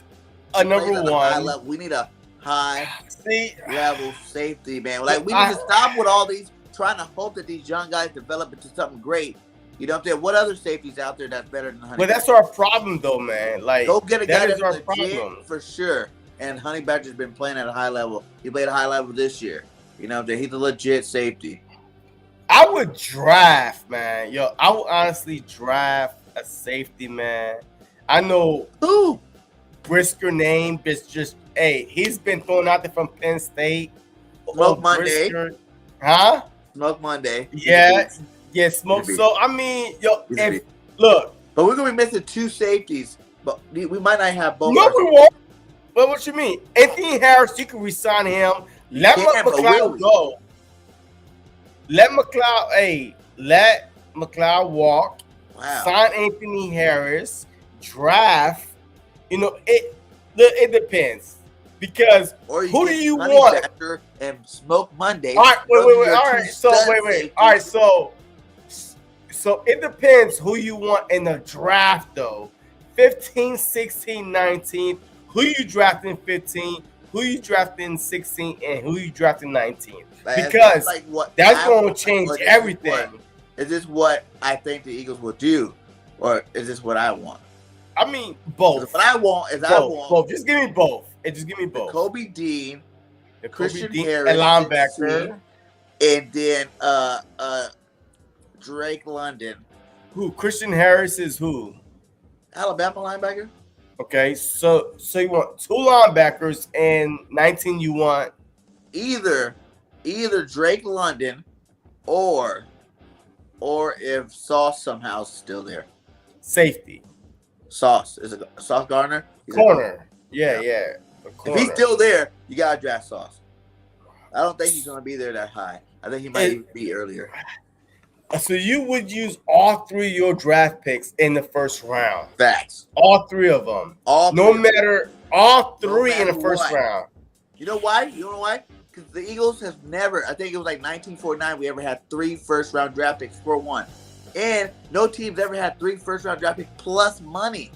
You know what I'm saying? To get key free agents at the same draft. Like, you can go all in this year and have a legit team if you play your cards right. You know what I'm saying? Everybody wants to trade one of those picks for the following year in case we need a quarterback. Yeah. Guess what? I If do, Jalen's not that dude, I do. I'm No, one of listen, those guys. you won't have to, because What if you Jalen's mean? not that dude, we're not gonna win that many games, and we'll be right back here at 15 again. You can use the following year's first round pick and package it together to move up to get your quarterback anyway. So why not go all in this year with all your assets? You don't know who's going to be playing on the team next year. You don't know who's going to retire. You don't know who's going to get hurt. You don't know who's going to get traded. You know what I'm saying? You don't know who wants a new contract. So while you know what you know, use all your assets and go make a winning football team. All right, BG. You know what, man? I've been on live a few times, and someone told me that you are against moving LD Lyndon Dickerson to center if Kelsey does retire. Hell no, I wouldn't do that. Why? That's Look, dumb. why not? Because I've been hearing Leonard Ball, you know, to draft. You Hey, can even draft all like of a a sudden, third-round center that's good, and they can go in and plug and play. Jason Kelsey was no man, first-round you center. cannot play. Jason yo, Kelsey was you no cannot first-round center. plug and play in the third round center. I mean, Kelsey was one of a kind, though. Come on There's a now. lot of good centers. Kelsey, that don't go in the first round. who? I promise No, all centers no. names. in the Name first me round, one that's but I in the league promise right now. You can find some centers that's Name starting me to play at one a high level that's in the that do league not right get drafted now. in the first round. Name me Centers one don't that's even in get the league drafted right in the now. first round. Okay, all But right. you want to know my reasons why I would not? Why? Go ahead. Because Yeah, listen, absolutely. for one, guess who's coming back next year? Sam What? Malu. No. Yeah, no, okay, no. all right. We Yeah, originally drafted Sam Malu to back up Kelsey. That was the original plan. And he just happened to be a better guard. They wanted to get him on the field because he's a better lineman. So they put him at guard, and he actually played some good guard. So he played great, actually. yeah, but he's not a Landon Dickerson. You know what I'm saying? Like, Landon is, you keep him with his best friend over there, Mailata, and let these boys grow together. Kind of like you had when you had Brooks and Lane Johnson on the right side. Now you got Landon, and these guys are monsters on that left side. You know what I'm saying? And you can always plug and play Sam Malu at center if Kelsey You leaves. can't. Or Herbert. Herbert can play center. Wait. I know what you said. I know what you said. You said, did you not see Herbert play this year? But to his defense, Herbert was a center in college, period. He's been playing right guard. So, yes, in the middle of a season, not playing no center, going in there, you might look a little sloppy. Hell, even Kelsey was throwing balls over Jalen's head this year. He had a bunch of muff snaps this year, too. You know what I'm saying? Like, not like he was perfect with the snaps and the shotgun position. I'm saying if you knew that Kelsey's leaving, you can make Herbert work that center spot all off season, and he'll play. I think he'll do a good job there too. But I'd rather just put Sam Malu at center. Like, this will be my lineup. It'll be Mailata, Dickerson, Sam Malu, Herbert, Johnson. All right, so hey, real quick, man, before I go into and destroy your argument, Ted Cruz, man, who do you think the Bengals would get in free agency? A lineman. I don't give a offensive damn. Line, offensive line. They're gonna trade the Eagles. Offensive line. Pick for Dillard. Offensive lineman is the key for the Bengals, man. And the first pick, the second pick, the third pick, everything needs to be offensive lineman because that's what killed them in the playoffs. 19 sacks. 19 plus sacks in the playoffs. Burrow some love though. He absolutely. 9, 7. Like, this dude was getting on his back. Like, he was taking it like a chair. Like a chair. Yo, he was taking it and getting up. I thought he was gonna be out. He's like, nope, get away from me. I'm still playing. Exactly. So Ted Cruz 2024, power to you. Hey, look, offensive lineman, first round, second round, third round. Rebuild the offensive lineman. Your running back is good. Your quarterback is good. Your wide receiver is good. Your tight end is good. Your corners, even though you have Eli Apple, he tweeted, hey, come at me in 2022, 2023 season. He's going to be ready. So they are good. They've been so I would go. Eli since he got drafted when he was a Giant. Hey, another point to prove is Kelsey's coming back this year, so that's going to be a whole nother season watching them destroy on that left side at that left guard spot. But see, after 2 years, and he will be in a Pro Bowl next year for sure. Okay, both of those guys but see, and the thing is this, regardless, a lot of Eagle fans is like, regardless if Kelsey come back or not, they want to draft Linderbaum, right? What is his name? Linderbaum. Tyler Linderbaum. Tyler Linderbaum. Yeah. They want to draft him just in case. Well, I'd be pissed off. We don't need a center. We don't need no line. We had 3 centers on our team. Kelsey, Samalu, and Dickerson. You know why? It's easier to find a guard than a smart center. And, like, on any team, it's but even easier Kelsey to find. Herbert even was calling all the lineup stuff when he was out there on the field just like him. Like, he's that smart as a player. Herbert's already that guy. Is, we don't need no lineman. I don't even feel like we need to draft one in the first round. But I was on live one day and someone came on. I think it was Granddaddy was like, Bird Gang will be mad at you because you are trying to move Dickerson to center. I'm like, look, it's easier to find a guard than a center. The center is the brain, right? Like, this is your body, right? The center is your brain. He calls all the protections. He has to, like, change all the protections, stuff like that. That's why they get, penalties on the center because, hey, last minute movement by a linebacker or a shift on the line, got it. But Dickerson from Alabama, he won the best center award in college football in the hardest division, SEC. So why are you going to draft a center when you literally can move? Because Dickerson plays all positions. He's not just a center. But the thing is this, he won the trophy for the best center. He didn't win the trophy for the best. If he was a guard, he would have won the best guard. Tackle. If he was a tackle, he would have won the best tackle. But the thing is, he played all 5 positions on the line. Why you want this big monster in front of him? What you mean?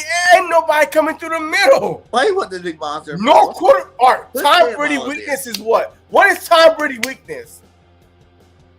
What is Tom Brady weakness, Bird Gang? Up the middle. He's old? He can't run. It's up the middle. He hate pressure up the middle. You know why? Because he get rid of it very quick and get down. But Imagine, but look, I'm just saying this. Who gets Why paid more? draft? All-star centers or all-star guards? But the thing is this. No. Guards get paid more I'm than not centers. talking about the pay because we're not. The I'm pay saying that's doesn't more even important matter. to your squad. The pay doesn't even matter right now, though. The pay is irrelevant right now It because doesn't matter right now. Dickerson is still on his rookie deal.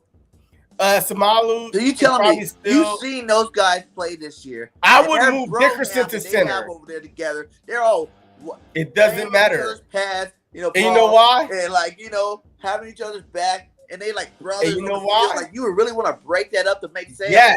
Play You know in the middle of why? both of them. No. You know why? Because Don't the fix brain. something that ain't broken. I think you told me that once too.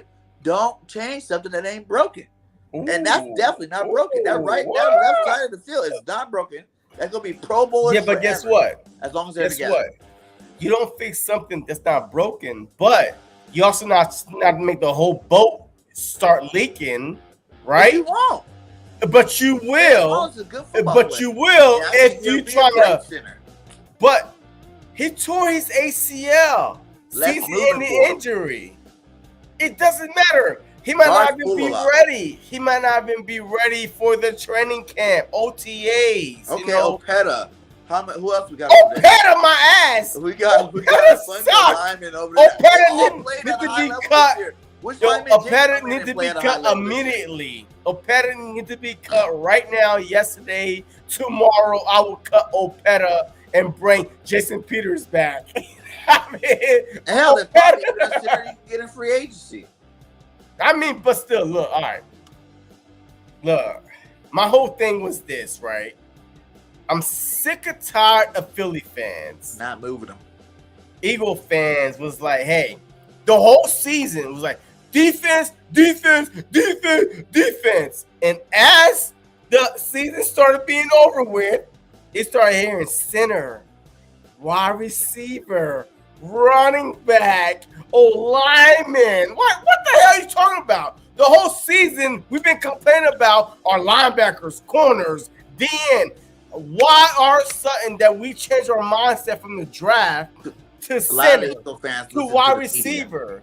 But the thing is, it's not even about the media. It's those Eagle fans. I do polls. I'm telling you, they was like, we want a wide receiver. We want a center. I'm like, what?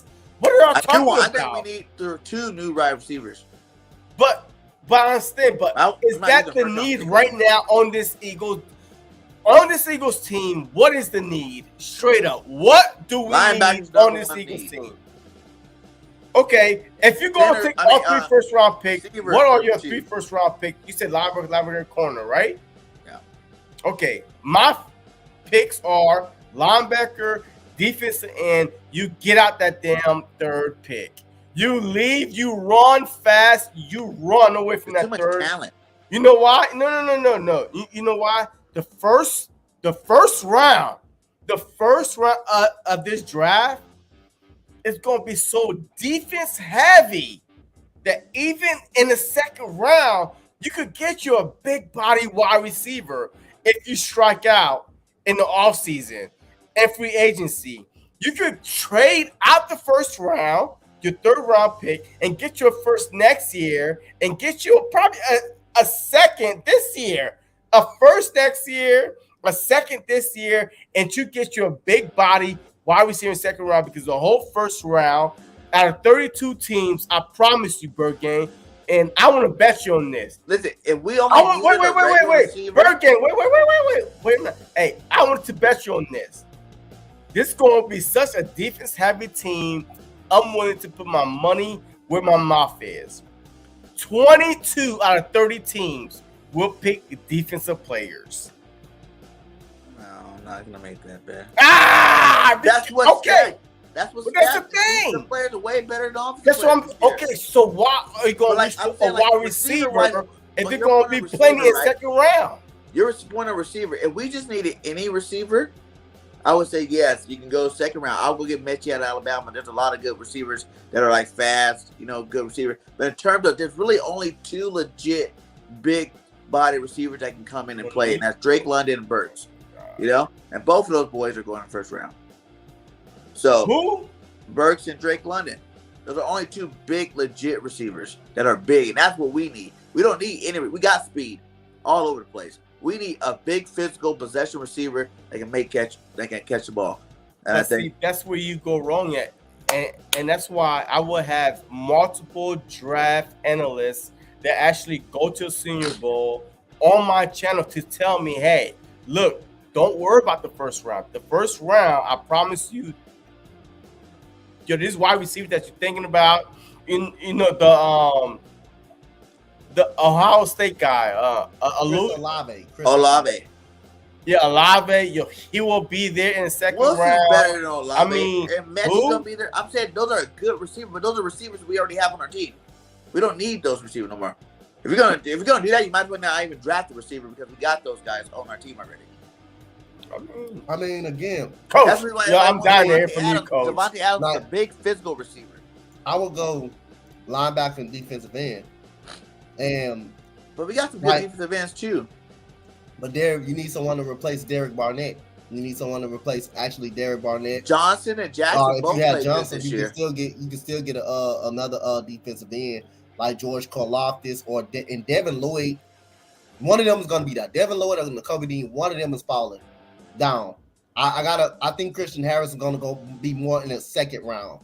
I think he's going to be more of a second round pick. They're going to value him in the second round. He's going to be a steal if he ends up in the second round. He's going to be that'd be a steal. And I would love that. I would take Devin Lloyd if he's still there, or whichever one out of the Kobe Dean and Devin Lloyd. I will take any one of them. I will take any one of them if any one of them is there. You get George Karlaftis, or David Ajabo is there. You can get him out of Michigan, but it is some talks. Like again.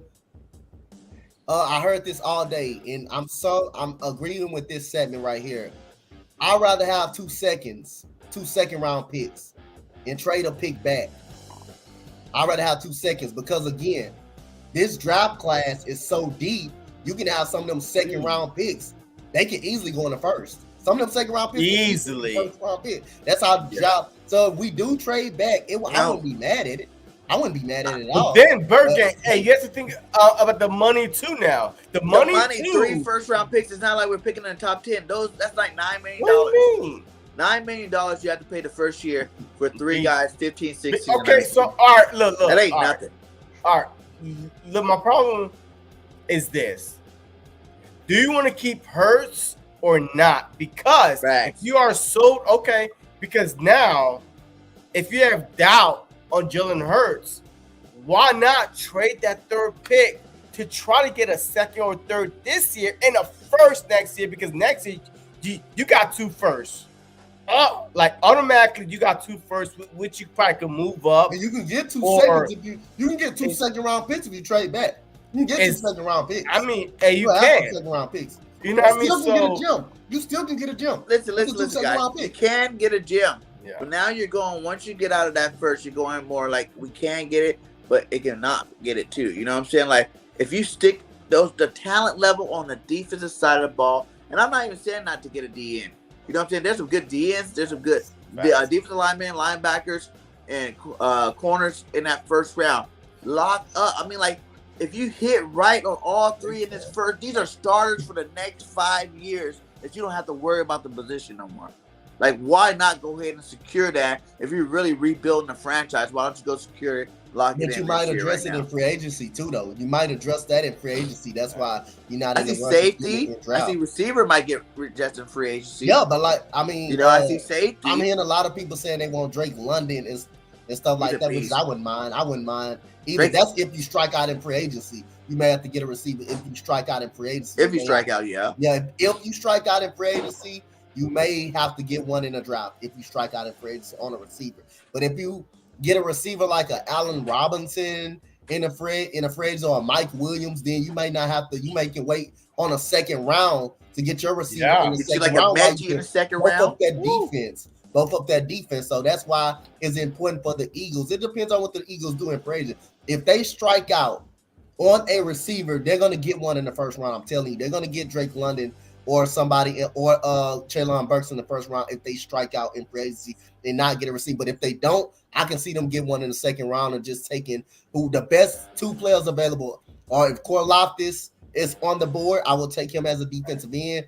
If Devin Lloyd is on the board or Nakobe Dean, whichever one of them comes down to us, I'm taking neither one of them. And you can't worry about Kyle Hamilton because Kyle Hamilton not going to get past the top 4. He's going to be out the list. What? He's not? No, I don't think Kyle Hamilton. I don't know about that. I don't think Kyle Hamilton's not making out the top 10. You got all right, so what you got? Yeah, The Jags. Jags, Not gonna be top 5. the Lions. You gonna trade up for him. You gotta trade. Wait, who? Oh shoot! You tell me a team would waste possibly 2 future first round picks to jump into the first or to move up times. Whoever wants him, JC, they gotta trade up to go get him. They gotta trade up. He's not gonna make it out of the top 10. He's gonna be at least top 5. I got a scenario for you guys. Would you guys do this if you're the Eagles, right? Trade your second round pick, right, for Ridley. Now listen to this. Trade your second round pick for Ridley from Atlanta, right? And then wait to the second round, second or third, because Mechie's gonna fall, and go get Mechie from Alabama and bring him in. Now you got 3 Alabama boys to go with Jalen Hurts. Chemistry will be there off the jump. Boom. You got 3 pretty good receivers. Then you still got Jalen Rager and Quez Watkins to add in the mix. That'd be a sick receiving core. I understand that, but I think they're gonna want it first. Calvin Ridley. No. I think they're gonna want it first. Yeah, 200 yards. If they ask for a first, I'm telling you, I won't be surprised if they ask for a first, bro. Calvin Ridley is actually good when he's on the field. He's actually good. I won't be surprised if Atlanta asks for a first round pick. It don't gotta be a high first round pick or a protected first round pick. It can be a mid first round pick. Or probably a mid first round pick. Like I said, why would you give your 19 up for Ridley when you can just go grab one of these youngsters with no problem? No, I'm just saying, like, I'm not saying you are. I'm just saying, if like, it's a trade the involved, logic in that would be a kind of. yeah. I'm saying like a second or third round receiver, a late first round pick, not a late first round pick. I would rather give up a late. I think that's why I think the Falcons will ask for as a first round pick. I agree because Ridley is the number 1 wide receiver, right? He was supposed to replace Julio Jones. That's why they let Julio Jones go, and it turned out to be a disaster. Not everybody could be a Julio Jones or Antonio Brown with Juju Smith-Schuster, which everybody want in Philly, which I don't want in Philly. You know what I mean? I can care. No, I don't give a damn about Juju. No, I want someone that's going to take the pressure off of Smitty. Who? Allen Robinson might, a Godwin might, a Christian Gallup Kirk might, a Christian Kirk might, a Mike Williams might, but Juju. What are you talking about? No, hell no, man. Juju is a good number 2. Actually, Juju is a number 2 receiver. He's a number 2. He hasn't done that ever since Antonio Brown left. He kind of got exposed. So no, they just added more weapons when Antonio left. They added what's that dude's name? Washington. They added Washington. Claypool. Washington is not even the number 1. Who's their number 1 right now? Washington is not really capable number 1. Name? Claypool. Now I believe Claypool can be good. With Jameis. Wait. What's his name? The number 1 for Pittsburgh. Pittsburgh Claypool. Right Chase Claypool. No, he's number 2. No, it's James Washington Claypool. And what's the other one? Deontay Johnson. Deontay Johnson. I mean, those not no big body names. You know what I mean? No, those not. They're good. No, number 1. I mean, they're okay. Johnson, I mean, they're all those guys are. For sure. No. He's a beast. No. Are those guys are number 2 wide receivers? Antonio Brown, AJ Brown, Hopkins, like those guys, like CeeDee Lamb, like those guys are number 1s. But when you got Washington, Claypool, I mean they're good. It's hard for them number to be number 1 when you got 4 of them that get the ball. You know what I'm saying? That's like it's like only one that really has. It's not number 1. A number 1 is this. Like Cooper Kupp. Now that's a beast. You know, because you still have Woods, you still have Van Jefferson, you still even have though Cooper Kupp is playing like a number one. That doesn't mean he's a number one though. He's a slot. slot though. He's an actual slot. Yeah, but he playing like a number one. But that doesn't mean he's the actual number one. He's been playing like a number one. This is not the first year Cooper Kupp's been. Yeah, but he's not actually someone as a number one wide receiver. You don't think Cooper Kupp's not number one wide receiver? You say what? Real quick. Go ahead. Look. Hey, do you think he's what number one wide receiver? At BG, hey, real quick, man, before we move on, man, if you're not subscribed, man, to these guys, man, yo, I have BG on the line right now. Hey, go sub him up, man. Yo, he have about 10, 15 channels. He's doing a lot of great things out there. Channels. Hey, man, you are doing, you are grinding, man. So, I'm giving you props out there, man. And so, real quick, shout out to everybody that is watching. BG, just let them know real quick what you're working on before we move on to Coach Dante. Yes, right here, BG31. Hit me up. Great Eagles content. You know what I'm saying? And BG and sports media, we're climbing. You know, we're making a rise in the media game. You know, we got a lot of everything on there. Football, basketball, fitness, whatever you want. All that's going to be on the network, man. We got some great shows over there. And then we just started our BGN Entertainment, which has nothing to do with football. It's just all kind of entertainment, you know, real reality life. You know, there's going to be some comedy on there, going to be some competition on there. There's going to be a little bit of everything on that channel. So check that out too as well. So, yeah. Yes, sir. Go ahead. Oh, I was going to say, yeah. And I got a couple, like I said, a couple new shows started this week. If you didn't, check it out. One with me, Toad DeShields and Bailey. One with me, Philly Notion, and Nikki. Great shows, you know what I'm saying? Check those out. And then me and Troxel are about to do every Sunday night. Me and Troxel Sports are going to be teaming up together, doing a nice show. All right. Hey, please, just go check out BG31, man, if you're watching and you're not subscribed to them. My guy, Coach Dante, what's going on, man? Tell them about you, man, and what you're working on. Hey, man, I'm Coach Dante. Everybody know who I am. I'll be around everybody, supporting everybody, including my guy JC, my guy Bird Gang. You know, support everybody. We all a family. But I'm the executive of the Spotlight Sports Network. Where we talk about we do wrestling content. We do debate shows. We do a lot morning shows. We can't have Sunday morning show because football season over. We do play-by-plays, basketball, women's, men's, college, March Madness. We do it all over there. So I'm basically all around, man. So y'all come check us out and come check me out at Coach Dante.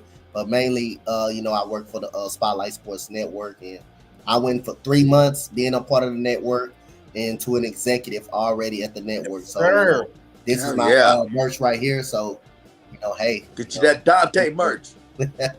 Yes, sir. Hey, man. Hey. That one, I'm sure, Dante. Yes. Yo, look, all I'm saying is this. Hit that like, hit that subscribe button for your boy.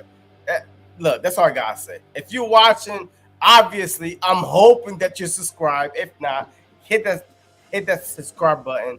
But we are about to move on, man. Hey, what was y'all saying before, man? I mean, hey, I know it was getting a little heated. Very hot debate. Yeah. No, I was saying like, you, JC. Hold on, Dante. Hold on. Cooper Kupp does more. Is Cooper Kupp a number one or not? Yes, he is. For me, I think he's still a slot receiver, but he's playing like a number one. He's playing like a number one. He's like a slot receiver. He does most of his damage in a slot, but he's right now he's the Rams number one. You could either put it both ways. You can put it either one both ways. He's playing like he's a number one. He can do whatever he wants. He can play. Hunter Renfrow is the best player on the Raiders. It's Hunter Renfrow number one. He's the best player on the Raiders. Anywhere. Yeah, but he's not the focal point. He's not the focal point, though. He is for the Raiders. Darren Waller was out. Darren Wallace was out this year. Okay, who's better? Was a focal point of the team. Who's better, Carr or Stafford? Who's better, Carl Stafford? Yeah. I would go Stafford. Okay, so he got the better quarterback. So now he's going to what?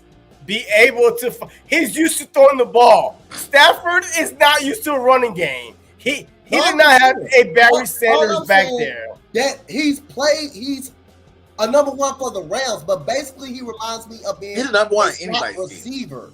A slot receiver, because most of his damage come from the slot where he's getting a lot of those mismatches. And when he's getting a lot of those mismatches, actually. So I value him as a. Are you saying you don't slot- think Cooper Kupp can be a number one on anybody's team?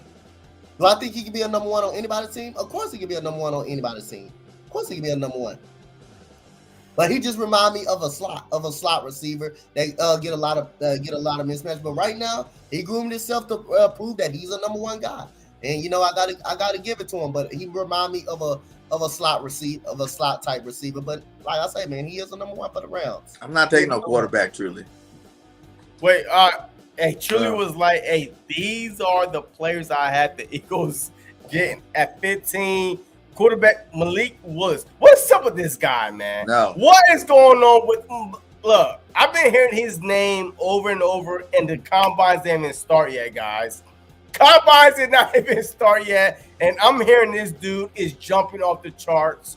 What's up with Malik Williams? Yo, I did have a guest on my show a few days ago, and he broke it down to me. I'm like, I don't know. Yeah, he sounds like a better pocket passer, but 9 times out of 10, he's taking off running.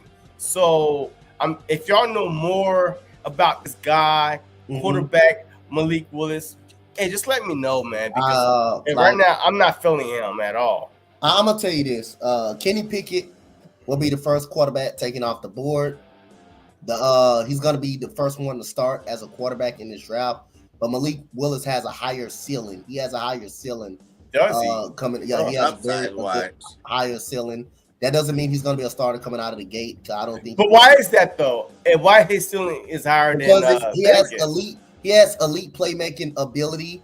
The only thing he has to work on is his decision making a little bit, and his short ball to mid range accuracy. He has a great accuracy on his deep ball. He has a very strong arm. He can make plays up out of the pocket. He's very dynamic.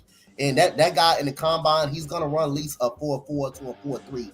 That guy is really fast. He's a really dynamic playmaker. And that's why I think his ceiling is higher, but I don't think he will be a starter in the NFL. I think he will be a starter probably next year. It depends on the system. Now, if he goes to someone like Pittsburgh, I think he will be. I think he can beat out Mason Rudolph. I think he definitely didn't beat out Mason Rudolph. If he goes to the Washington football team, how much do they trust in Taylor Haneke? How much will they trust in him? That could be an option. Denver Broncos, if they strike out in free agency and not get a quarterback, they can get Malik Willis. So Kenny Pickett is going to start from day one. I'm going to say this. Kenny Pickett, if he goes to the Panthers, he's going to start day one. He's going to start day one. He's going to start day one.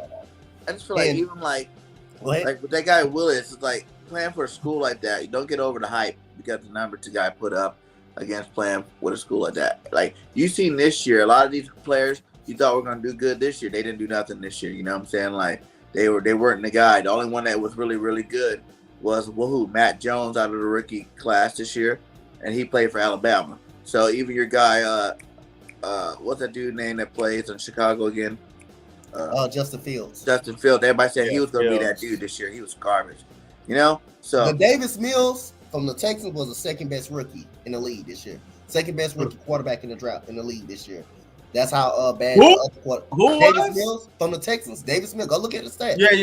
He's the second best rookie this year. The second best rookie behind Matt Jones. And now I say he was accurate though. He was accurate though. He was very accurate. He had about a 67 completion percentage. That's very good as a rookie. 16 touchdowns, 10 interceptions. He caught on fire late in the season, like second half of the season. But Malik Willis, I think with the right position, he could start with the right position. But like I said, I think he's a backup. I think he's got to sit behind someone and learn for 1 year. I think Kenny Pickett can start from day one. He can start from day one. That's right now. I don't know, man. Hey, I mean, I'm getting Josh Rosen vibe from Pinkett though. Like, you know what I mean? The dude that went to I don't trust quarterback coming out. See, that's the thing. I don't got so much buzz on this quarterback class, man. Like Yeah. I'm not hyped at this quarterback class, really. I'm not actually hyped, so that's why I don't talk about the quarterbacks as much.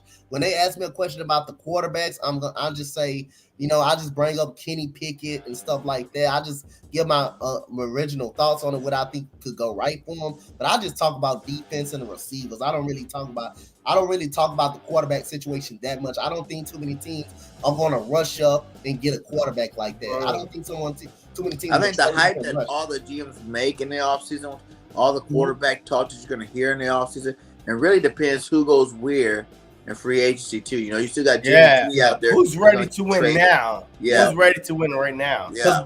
In the free agency, that's where it starts. In the draft, you fill in your last holes. You fill in your last other pieces in the draft. Free agency set the tone. In the draft, you fill in your last bit of holes in the draft. I think the Niners will trade Jimmy G too. You say who? Jimmy G. Because you heard the buzz about Jimmy G to Philly. I would think so stupid. No. I heard the buzz Jimmy G to the Buccaneers because I have a bet in my office, right? In my contract killing business, right? That that Tom Brady will come back, that he will get traded to the 49ers, right? I bet pizza that he will come back, that he will, Tom Brady is coming back. He will be playing on the NFL team to start the 2022 season. So would y'all like to take that bet along with my coworkers? Because if he doesn't come back, wait. If Tom Brady doesn't come back, I have to buy pizza for my office, right? If he does come back, they have to buy pizza for me. And there's a lot of people in our office. So would y'all like to join this bet that Tom Brady, Coach and BG, that Tom Brady will be playing in 2022? Yes or no? If y'all say yes, with a team, then wait. Duh. Well, playing. This what that means? This year? No, he's not a free agent. No. If he retires, he had to get traded to another team. He has to get traded to another team. But the thing is this. You know what? And before I tell y'all, the thing is this. Would y'all like to take the Tell me the thing is this part. No, man. Hey, BG. Hey, Coach. I'm all out of the future, man. Because, bring that out first. Hey, I wouldn't be surprised if he do come back because I just seen what you call him tight and came back. But I did not say, so I won. Okay, all right. Hey, Coach, he won't be surprised, but he didn't answer the question though. You know what I mean? Coach, in this part first. Do that part first. Look, all right. The thing is this, right? Before he signed with the Bucks a couple years ago, he wanted to play for the 49ers. He grew up idolizing Joe Montana. So that's his home team that he wants to play for them. And before he signed with the Bucks, the 49ers turned him down. He wanted to play for the 49ers, but they turned him down. He went to the Bucks and won a Super Bowl. Now, since he retired, the thing is this. If he do come back, he has to get traded to the 49ers for who? Jimmy G, which is a free agent, which could go from the 49ers to the Buccaneers that need a quarterback. So it's all kind of lining up a little bit, but Coach BG, I don't see there's no way in hell they don't start Trey Lance this upcoming season. Hell no, Trey Lance is not starting for the 49ers. No, he's starting this year for the Niners. No, you don't spend a first round pick on a guy veteran shot. A veteran will. You can spend a first round pick all you want. Aaron Rodgers was a first round pick, right? Jimmy G. Aaron Rodgers was what? And when he went in, he did some good things when he did play it this year. And he did a lot of bad things too. But the thing is this, all rookies do bad things. Yeah, but Kyle Shanahan, he wants to win right now, and there's a reason why. Regardless if Trey Lance was I don't know, I healthy think or I might not, take this pick, that though. Jimmy I don't think G. I can see him going next year. Maybe. Hey, Hey, the bad will have to be starting week 1. no, yeah, of course. No, wait, no, wait, no. I don't know. Ah! Trade No, deadline wait, come back wait. around. Tom Brady. Yeah, Trey Lance is exactly. garbage, so Tom Brady comes back and they No, trade no. Tom Brady over there. You know why? Now Because you're like, oh, you got me. if you know Tom Brady though, he will only go to a team that is what? And competition in the run-ins to get in the playoffs. So I'm not going to go into week 1 because quarterbacks get hurt. I mean, freaking Phillip Rivers, after freaking Winston went down and Hill went down, all these boys went down, he wanted to play for the Saints. If the Saints gave him a call, he would have been there playing for the Saints. So no, you have to give me to at least a trade deadline. Yo, I told my office Tom Brady will play this year. That hey, yeah, at least he give me the trade deadline. I want to week put the 7. same bet. The trade deadline, hell, it's like November like 17th or 20 something. Like it's like before Thanksgiving. Nah, I want the full opportunity to beat that ass, to eat my pizza on live. You know what I mean? Against It's just PG pizza. 30. What's a pizza cost? Maximum, like. What maximum? What? Go ahead. Pizza costs $5. Pizza, motherfucker. What? No, man. $5 pizza. Hey, you can't. What little sister? Hey, wait. Are you going to a buffet? Hell no. Now I want like supreme, like extra toppings, extra pepperoni, extra cheese, extra like meat. $20 pizza. A $20 pizza. So are you down? Trade deadline. I think Tom Wait. So Tom Brady would not play. Okay, all right. At all by this trade season. deadline. Yeah, by trade deadline. All right, boom. Week 7. Coach. Let's say week 7. No trade deadline. I don't know when the trade deadline is. What day is the trade? Look up. Hey, it could be week 8, week 9, week 10. I don't give a damn. Hey, Tom Brady would not play this season. No, because my percentage of games. What? You talking. Oh my God, Coach! Look, hey, see this, Coach? Yo, hey, I'm being bamboozled over here, Coach. Hey, Coach. Hey, you're up, Coach. You are up. You're not gonna get away with this. Hey, do you think? Coach, you gonna do it? Hey, no, I'm not gonna do the deal. I'm gonna say this. I'm gonna say this. I'm gonna get up out of here. I gotta get ready for in the morning. But right, I don't. Honestly, I'm not. I'm gonna go NA because you know why? Because Brett Favre came up out of retirement before, so it's a possibility. So again, but I agree with Birdman. I agree with Birdman. For Minnesota. It's the reason why they run Jimmy G up out of 49ers because of Trey Lance. Trey Lance is definitely going to be the 49ers quarterback. Watch what I tell y'all. So I'll see y'all. Why don't you put your money where my fat before you go, Coach?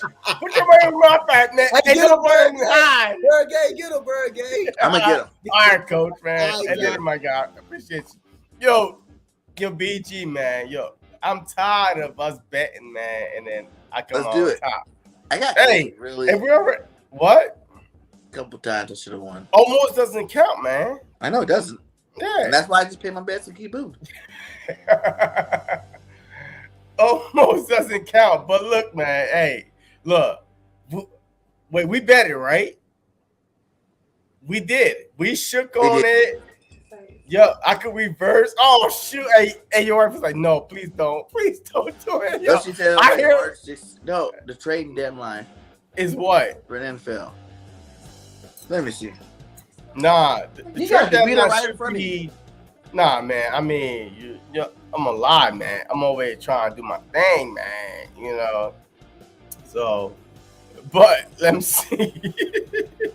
The bigger picture, let me see. Hurts is not the answer. He will not be the franchise quarterback for the Eagles or any team. He is above average quarterback with no arm, the Eagles need to really take a real deep look at Malik Willis out of Liberty.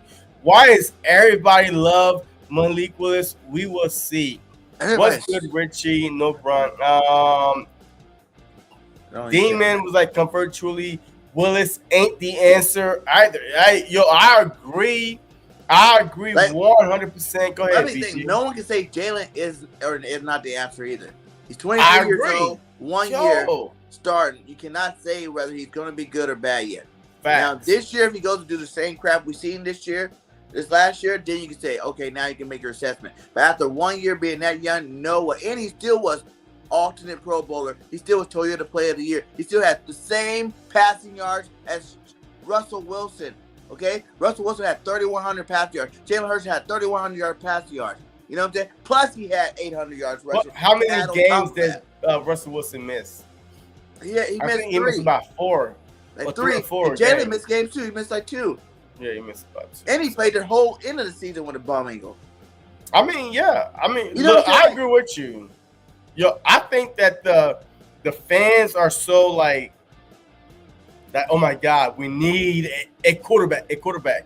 But all week I've been saying this: are we a quarterback away? If you put Russell Wilson on this team, are we making the Super Bowl? If you put Deshaun Watson on this team, are we making the Super Bowl? That's my question. Play Richie's comment he just put up there. He's gonna want a max contract. That's why none of these all-star elite passing quarterbacks win Super Bowls, because they take up all the money. We have Jalen Hurts for 2 years where we can keep building our team. If you go get any one of these legit freaking, quarterbacks, you guys go, all those guys are sitting at home right now. Every elite quarterback passer is sitting at home, did not win the Super Bowl. Facts, yeah. Aaron Rodgers only has 1 Super Bowl. Only Tom Brady, but Tom Brady took a lot less money. For a lot of Dak Prescott manager, was at home. Rodgers, Dak Prescott. Yeah. Eli Manning had 2 Super Bowls, my guy. Like, trash. He's trash. Peyton's one of the best of all time. He only has 2. Drew Brees, 1. Russell Wilson, 1. Those are team accomplishments, not quarterback accomplishments. And our team needs to get fixed, not a quarterback. If you had to make a list, quarterback should be at the very bottom of that list right now in terms of getting things better. Yeah, look, I agree. I took a poll this past, a few days ago. I was like, who do you want to be the starter for 2022-2023 seasons, right? Over 1,000 people voted that Jalen Hurts. I was shocked because I had Hurts on there, Watson on there, Wilson on there, Aaron Rodgers on there, and other. I'm telling you right now, over 1,000 people voted, and everybody want Jalen Hurts. Over 60% of people want Jalen Hurts because we are not one quarterback away. That's the whole thing. If we was one quarterback away, I'm like, you know what? Get rid of Hurts, bring Wilson in, and we are about to be celebrating in the Super Bowl, next year. But we're not. Well, those people don't understand that if we keep Hurts the next 2 years, by the end of that 2 years, we would be one quarterback away if he is the problem. Because we would be able to have all that money to keep building our team over the next year or two to the point where we would only be a quarterback away. And then you go get your quarterback and lock it out. Yeah, look, yeah, that's facts, man. If we was one quarterback away, look, I'd be like, let's get Wilson, let's get Watson, and let's go all in. But we are one linebacker away. Would even come back and play at a high level after missing this much football? What is the thing? Not only that, but he has to approve the trade. Wilson, Watson, they both have to approve the trade because they are signed for 3-4 years left on their current deal. And that's what people don't understand. They are not free agents. So it's easy to go after a free agent, right? Not to give up nothing. But these guys are signed for at least 2, 3, 4 more years on the deal. I think Watson deal kicked in this year, or last year. So, I mean, regardless, it's still 3-4 years left on the deal. So why are you going to risk your mortgage your whole future? Because if I'm the Seahawks or the Texans, why am I going to cave when I could let this guy sit on my roster for 3-4 years? No, I'm not going to cave until I get what I want. Thanks. I want 2-3 first round picks for this guy. I want 2 first round picks in a play for this guy. Why would I cave? I mean, either way, you're trading your quarterback to me for a reason because he's not that good. Right. So why not wait? Why not just wait it out? And that's what the Texans did this past year.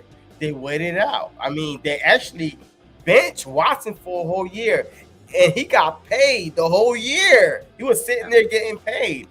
So to me, that's like, why would I rush? If I'm a team, I'm like, something is not right here. You know what I mean? Just let me wait and see. But I'm not going to mortgage my whole future, especially when I need a linebacker, a defensive end, a cornerback, a safety, another wide receiver. You have a lot of needs on your team. So it just it makes no sense to me. So, but it is what it is, man. I mean, there are a lot of Jalen Hurts haters out there, regardless. If he does good or not, they just don't like him for a reason. Yeah, I mean, that's weird.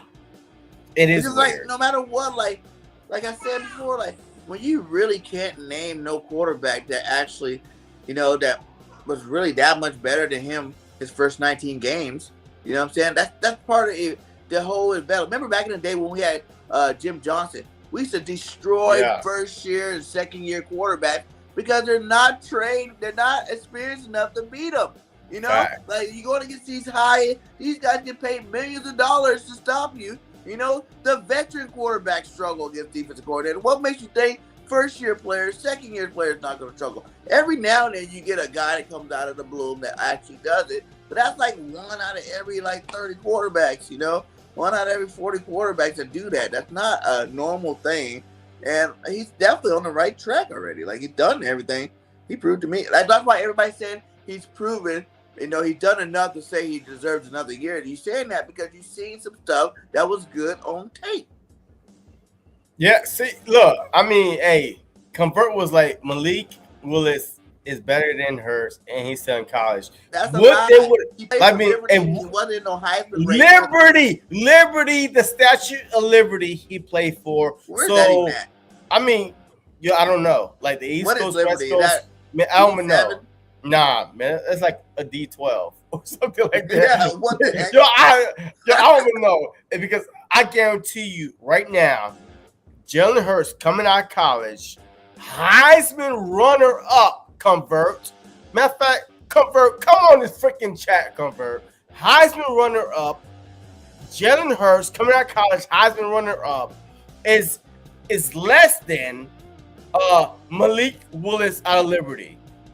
You telling me that Malik Willis is better than Jalen Hurts coming out of college, Heisman runner-up? Look, I want to hear the reason why. Where's Liberty? Tell me that first. I mean, maybe it's like one tier under Temple. Like maybe one tier under Temple. Who did they play? Nobody. I think their best game. I think they heard somebody that best game was against Army.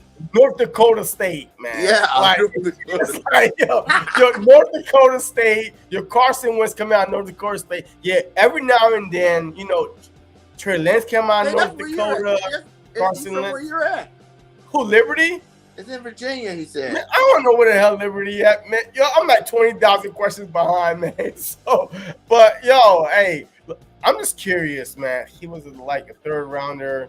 I'm not a big fan on Pickett, but he can be good. Richie, Convert truly, hey, with all due respect, you have to use statements with a little evidence to back it up based on competition he faced at Liberty. Yeah, I mean, Yo, these are true Like if you went facts. to Liberty, I want to see you. What have was her showing that he has 5,000 better yards time than passing, Willis?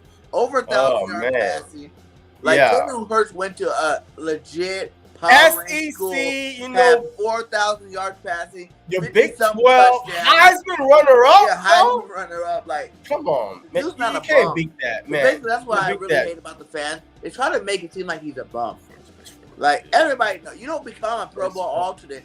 Look at all the good quarterbacks out there that were not even Pro Bowl alternates. You know? Yeah. Like, come on now. He's not a bum. Like, would we like to see him get better? Of course. He needs to get better. But he's not a bum. He's a good quarterback. You know, he's doing as good as he can for a 23-year-old just getting his first start. So, he definitely nothing but clear skies from here on out. Yeah, I mean, look, all right.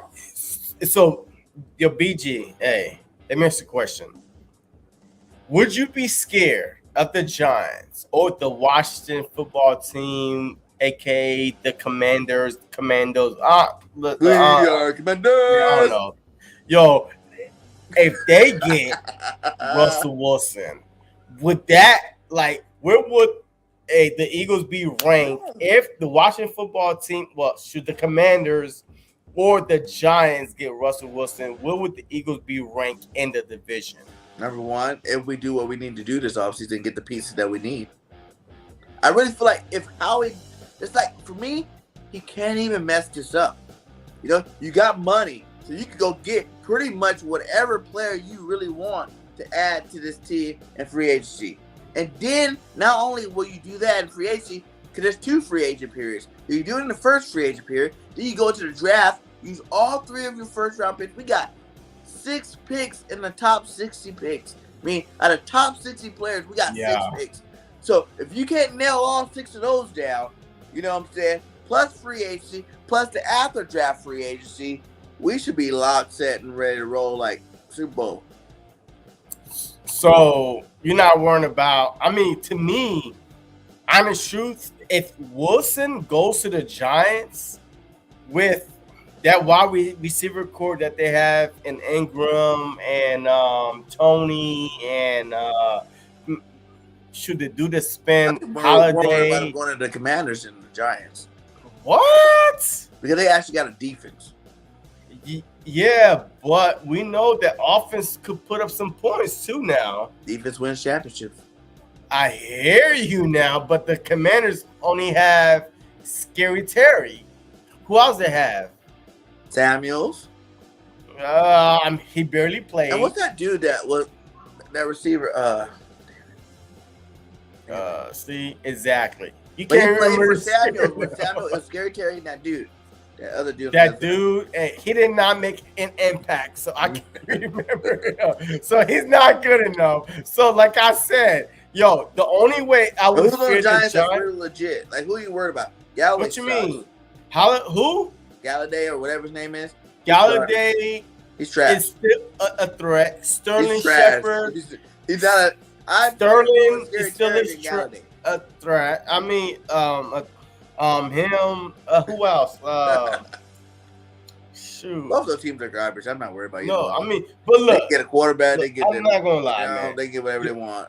Because the It's Giants had a good defense, but their offense was not putting up enough points. So Like, if there's Tony promise could be better next year. He had Tony, Sterling, he had a couple of good games. Gallaudet. I Gallaudet mean, yo, sucks. they have. Gallaudet I mean, sucks. but they have wide receivers though. I mean, that's what I'm saying. Slayton's I mean, trash. compared He hadn't did nothing. Slayton, look at that. Yo, those are like But those one are guys number that thought one they were gonna and make a 4 difference number this year. twos. And he didn't.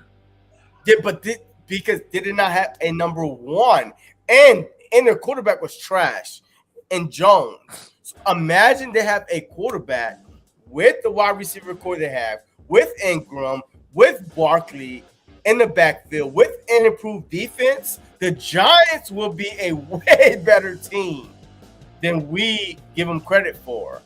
I think the Washington football team and the Philadelphia Eagles will be fighting for 3rd place. JT, do We'll you be fighting believe for this? 3rd. Do you believe this?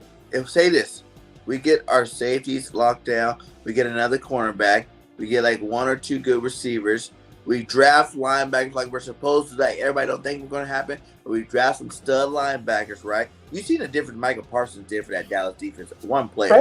Now, if we get a Michael, and I'm saying that everybody's Michael Parsons, but you know what I'm saying? We get a legit linebacker, right? Our line is legit. One or two.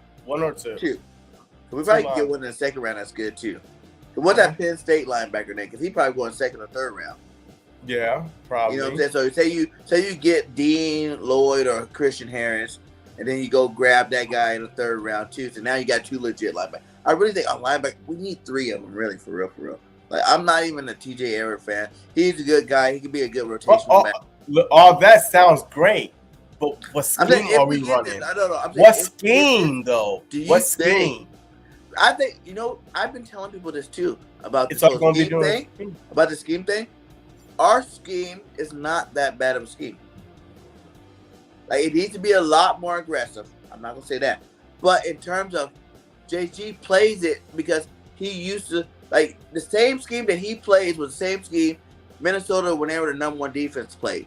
But the difference is they had baller linebackers. That's the weakness. The linebacker position makes the D line weak. It makes the secondary. Yeah, I mean facts. Yeah, you know what I'm saying?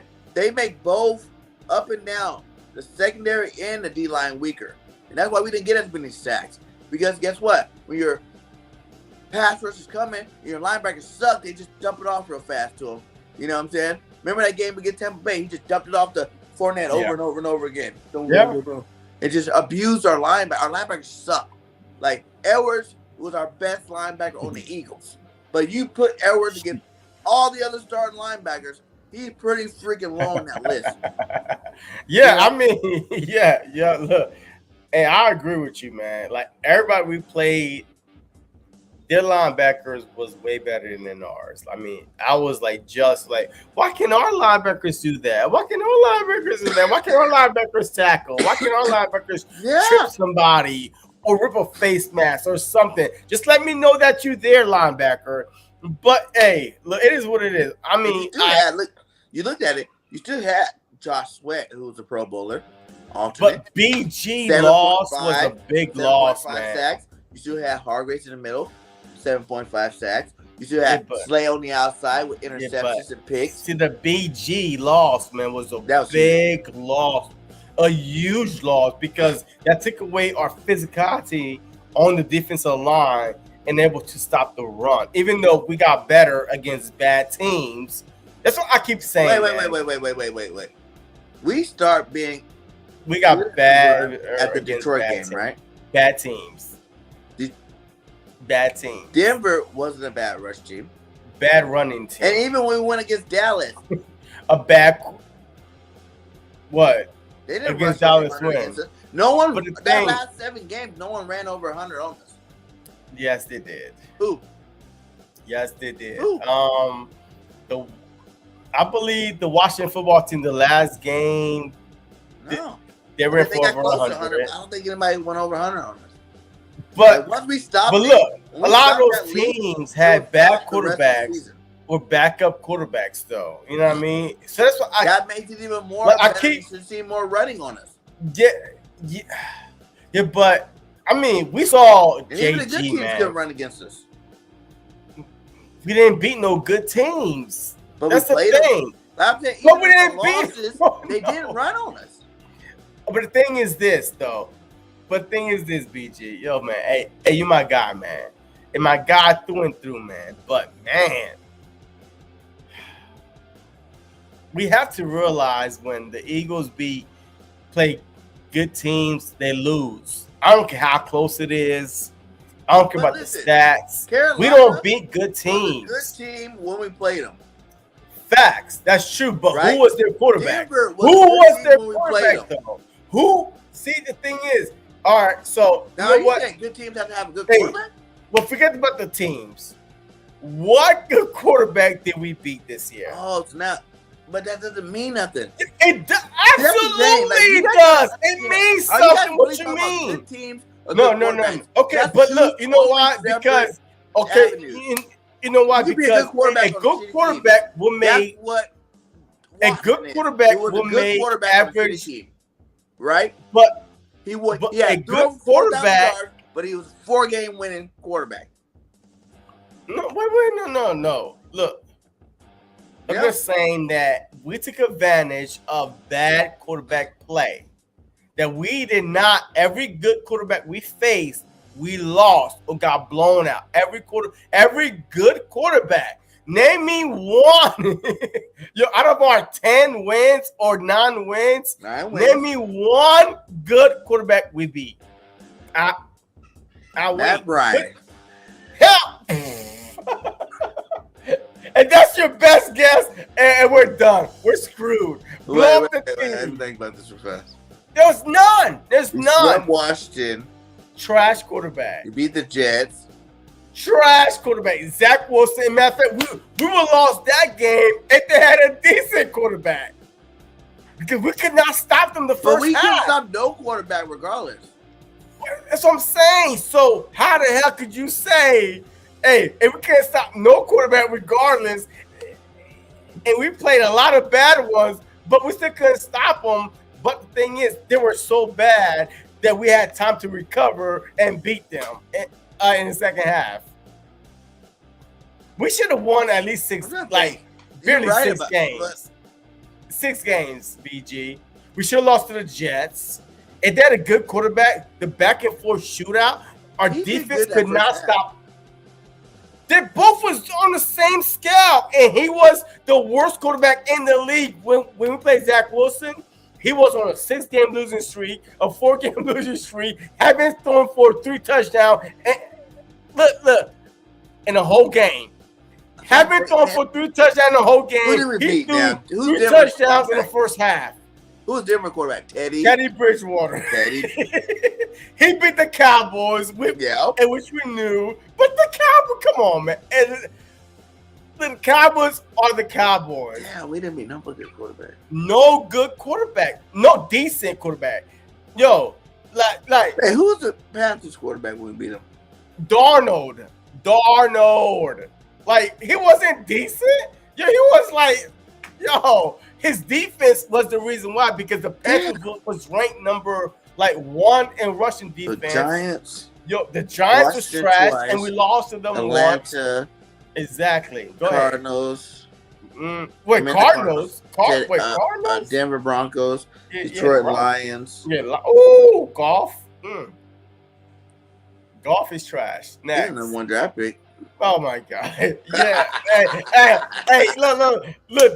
And they paid $30 million for the Rams to take it. Yo, the Rams paid $30 million for Goff to leave, and they give him 2 first-round draft picks. That's how good he was. Hey, Detroit drafted quarterback this year. You know what? That might be the case. I really think that Detroit, at the number 2 pick, they might get Pinkett or Willis. But I think Pinkett might be going to the Detroit Lions. Even if you have to sit him a year behind all Goff. that money in Goff too. But so what? But the thing is, you're not asking for him to start right away. He could sit like Trey Lance did. But the thing is this, but you got your quarterback of the future now. You could it depends what they do in the offseason. And Detroit go all out and say, hey, you know what? We want to win more than 2 games this year and go out and get wide receivers. Jimmy G did. Like Jimmy G to me is a good backup. Yeah. I mean, he's like a Nick Foles. Jimmy G is a Nick Foles, but he did not win a Super Bowl because his team, Nick Foles to me is like a great backup, but he's not. Yeah. I mean, he's a Hall of Fame backup. Would you let him be Jalen's backup? Yeah, absolutely. Man, yeah, he's no threat. Zero. He's no threat. The stats job. He's no threat at all to come in and you know why? Because Nick Foles has never played a full year. Never played a full year. even when he left Wait. the Eagles, even on the When he played with Eagles, the Eagles, right? The 27-2 season. no, he did not even start that season. Who started? Michael Vick, I think. Either Vick started or freaking Cobb started. One of those guys started. Bless you. But Nick Foles did not start. He probably played 10 games. He started like 10 At games. 27-2? Or 12 games. Yeah, I mean, but he did not start and finish that season. He did not. But he got the record because he played enough snaps to be eligible for, the 27-2. But he was not the starter. Nick Foles had not started a special season stuff for us. Like, for as us an only, organization, though. And Nick Foles, For his us career. only. Yeah. Why? Because we always had talent around Nick Foles. D-Jack Macklin. The year he won the Super Bowl, our defense was top 5 in sacks. And just, our offense was number 1, number 2 in scoring. So he didn't have to do much. The first round playoffs, 10-6 was the final score. Like those first 2 games he started, he was garbage. Trash. Super trash. The Cowboys and the Raiders. He beat the Giants. No, matter of fact, no. He put up 50. He put up 5-6 touchdowns against the Giants, and then the final 2 games was against the Cowboys and the Raiders, where he stunk. People was like, "Oh my God, we are about to get beat in the playoffs," and that's when they had a first round bye. And they went into the best postseason quarterbacks ever had. Yeah, that's what I'm saying. A great backup. He's one of the top. He's a Hall of Fame backup. Would you take Nick Foles over Gardner Minshew to back up the Eagles this year? No. Because I give Minshew a shot because 1, he's younger. 2, he's a little bit more mobile, which not saying a lot because, but still, he's younger, he's mobile, and his injury history is not like Nick Foles. Nick Foles get hurt like every year. Where do you have him as a starter? It does. Okay, so are we going to get into the playoffs and then put Nick Foles in? Because if we, I don't want to hear it. Because that's when he's only good this season. So he's only good for 4 or 5 games though. Nick Foles is only good for 4 or 5 games. He's not good for 8, 9, 10 games. He's not. He's not that guy. Jacksonville got catfish. The Eagles be fleecing people, man. You'll be like, they will give you Carson Wentz for first. Hey, the Colts about to cut Carson Wentz. The Colts are about to cut Carson Wentz this offseason. I don't think they're going to do it. I don't think they're going to do it. What? I don't think so. That's so embarrassing for organization to do that. Remember, that's what I told you. I didn't see that. Because I only live right down the street from Fredericksburg. Oh, wow, baby. Hey, bless you. I live right down the street from Fredericksburg, man. Probably 20, 30 minutes away. Well, Fredericksburg, VA. Wow. That's okay. But go ahead, BG. But yeah, man. The next. I don't think they're going to do it. That'd be so embarrassing. You just trade around your team's first-round draft pick, to get this quarterback. And Carson did good except for you can't lose to Detroit and Jacksonville. Who? Carson. That's where he messed up. But the rest of the season was pretty decent. I remember going on thinking he was going to be garbage. And he's he showed he had some good games there. He went toe-to-toe with the Ravens, and he was putting up big numbers there. He had a couple of really nice games there, but but against the Ravens, hey, look, you saw that sack, man. He about to say, look against the Ravens. He just threw it to the offensive lineman for interception, and as he was going to get a sack, is about to go down. Yeah, your Carson Wentz, man. Your Howie Roseman, man. Look, I can't stand Howie Roseman, but god damn, man, Carson Wentz That's trade. made him look so much smarter. Whew, boy, If they man, that trade made him, Howie that would definitely Roseman make him look sign this smarter. man to a 5-year contract. But then I think about, the Jefferson versus Rager and the Rager's a mental thing, I think. JJ versus I still what? think Rager could be a DK? good receiver. Come on, bro. I do. That's mental. Like, what evidence that's Carson's do problem. you have? He can't get out of his head. Like, Carson's Okay. a pretty good quarterback. Ben Simmons cannot get out of his head. Markel Fultz cannot get out of his head. Carson Wentz, Markel Fultz, the Sixers point guard that had the hippies, he could not shoot once he started playing for Philadelphia 76ers, like the number 1 draft pick. He could not shoot, right? Carson Wentz, all of a sudden, he couldn't play for the Eagles. Shoot, who you just say? Rager. Right now, mentally, he's not there. Rager had 1 good year in Philly. All the others, he was in his head. You know what I mean? So everybody that leaves Philly, that leaves and go play for some other team, all of a sudden, besides Wentz, are okay to play. That's why I have hope in JJ, but golly, he disappointed me. He made me lose out on my dinner with Tony Shield. I lost that bet, man. I was like, no. I was at the game, by the way. I was at the game. I was like, oh my God, my jersey just went through his arm. My jersey. That's all I kept on saying. My jersey just went through his arm. So I lost faith in JJ and Rager. I just don't think they are the right fit for the Philadelphia Eagles. Like, you gotta be a certain type of player too. They get me all week, and I think that's another reason why Jalen's going to be successful.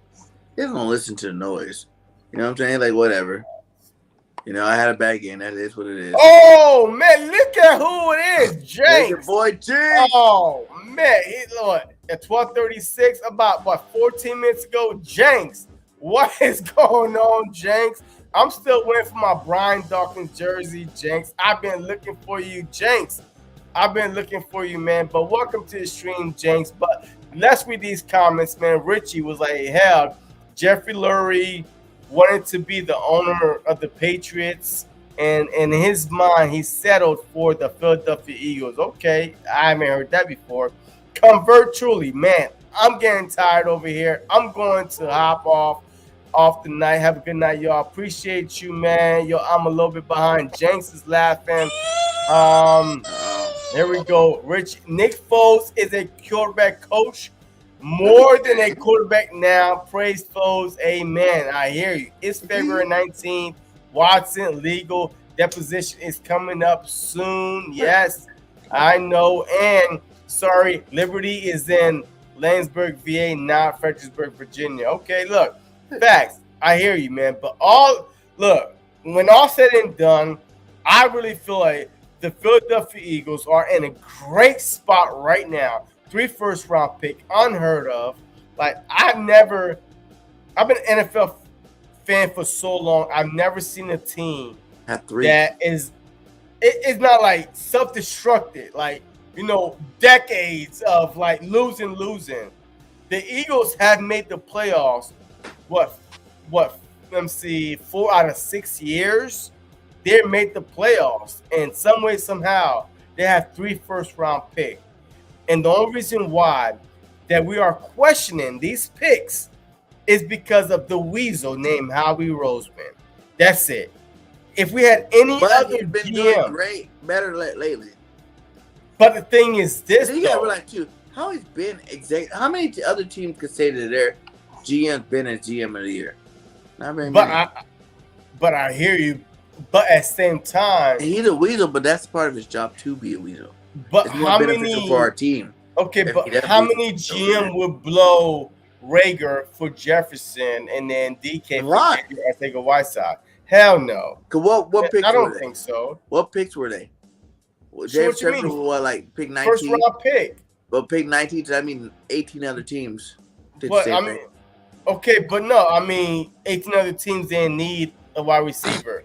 Everybody knew Justin Jefferson. I'm out here Was he the first receiver reading that year? reports.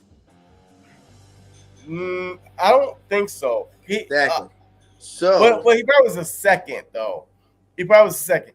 But at the same time, I'm reading reports over here in my living room saying that Justin Jefferson he has such a great feeling about, the scouting, the interviews, the coaching, the GM, the owner, that he started looking for apartments in Philadelphia. I remember that, yeah. So, with all said and done, and then you pick a Rager that nobody even heard of. Maybe But his dad played for Philly. Who? Rager, Monte. Wait. Miami had Hey. 3 first-round picks in 2020? Wow. I didn't know that. I didn't. Oh, look who's back. Shanks, how your day, Bird Gang? Hey, man. Hey, my day would be going a lot better if I had my Brian Dawkins jersey on my back, Jenks. Hey, Jenks. Hey, do not make me play that YouTube video that you had on, and when you was doing that stuff, Jenks. And my $100, I ain't received nothing, no jersey, no $100. It's funny how us three, oh my God, like Groundhog Day, us three is back on again when Jenks is on my live. Making some new bets, jeez. Tell him, double or nothing, that Tom Brady played football. It's a bet going down right now, jeez. I can save you your money. Double or nothing. Oh, man. Right now. Your granddad was like, Spillman got Justin Jefferson, awesome GM, but his biggest knock was signing Kirk Cousins. So every GM misses, per se, but if they learn from it. But the thing is, we don't learn from it, BG. You know what? Yo, I'm glad Granddaddy brought this up. Back-to-back years. But we do though. We don't learn. Back-to-back years. We missed out. Hey, for real? Like, everybody keeps saying that's second round stuff. The DK, that's a second round pick, right? And for real, what's your boy JJ? He played great at Stanford. Like, I watched it. I'm like, who the hell is JJ Arcega-Whiteside? And I watched it. Where did DK come from? Everybody was like, oh, we had Zach Ertz from Stanford too, remember? And then who else? Richard Sherman from Stanford. Stanford really pumping out some players. So after I seen that pick, I was like, let me go check it out. JJ has some nice highlights, and he was a big body receiver. Like, that wasn't really, that wasn't supposed to be a bust. Like, I can see why they picked him from watching his Stanford highlights. Nah, I will take one look at it. Hindsight is always harder. Like, after we have him, we're like, JJ sucks. See, but even you have faith in JJ too. After we had him for like 3 years, yeah. I'm like, come on, man. Hey, come on, JJ. I have faith in you because you know why? The Philadelphia Eagles are not great in developing players. So I'm like, okay, hey, JJ, it's not your fault because I saw McCollins leave the Eagles and he'd be making big plays after big plays. Douglas, you know what I mean? He let the Eagles, was like the best corner on the Packers. Sidney Jones was making good plays at Jacksonville. So it's like but they over made and plays. over. Like, even Hollins in Miami, right? He was no star. Double nothing. Hell no, Jenks. I don't want no double or nothing. Don't listen to BG. I am me. This is my bet, and you lost fair and square. He wants the double. Send me my jersey, Jenks. Hey, you better inbox me, Jenks, or I will come find you and hunt you down. Just send me my damn jersey, my big dog jersey, size medium, all blacked out. I'll be wearing my jersey, Jenks. Hey, don't run away because BG cannot help you. Bird Game 31 paid his bet. I He did. got me a Devontae Smith jersey. I will show you it right now in the closet. Let's see it. You know what I mean? All right. So go ahead, Bird Game, talk while I go get this jersey. All right. Now that JC's leaving, Jace, you gotta talk him into it, my guy. Talk him into Tom Brady playing before the trading deadline. You get him into that bet. That's the bet he got going on right now. You know, I'm betting on it. I bet him. Well, we only bet him pizza. You don't want nothing with that bet, Jinx. Because you're my dog, nephew. Go ahead and do your thing. Get out of it. But yeah, man, guys. It's going to be a nice season. I really feel like the Eagles go to the Super Bowl this year. You know, I didn't say that while he was on the area, but I think the Eagles are going to the bowl. Super Bowl, baby. Philly. You know, we had a little 1 year of mediocrity. Now we back on the map. Doing big things. Super Bowl, Philadelphia. Holla at me.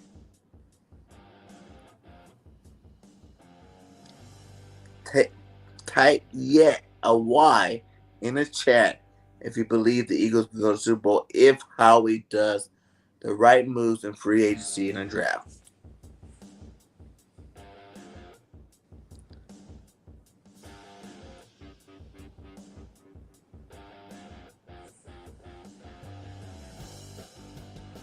Yes, he did steal J.J. That was nice.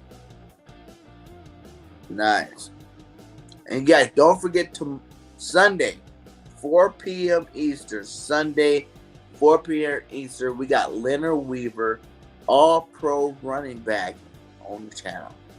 I know I posted it before. He flaked out on me. But he's coming back. So, we talked. We got everything cleared up. 4 o'clock Sunday.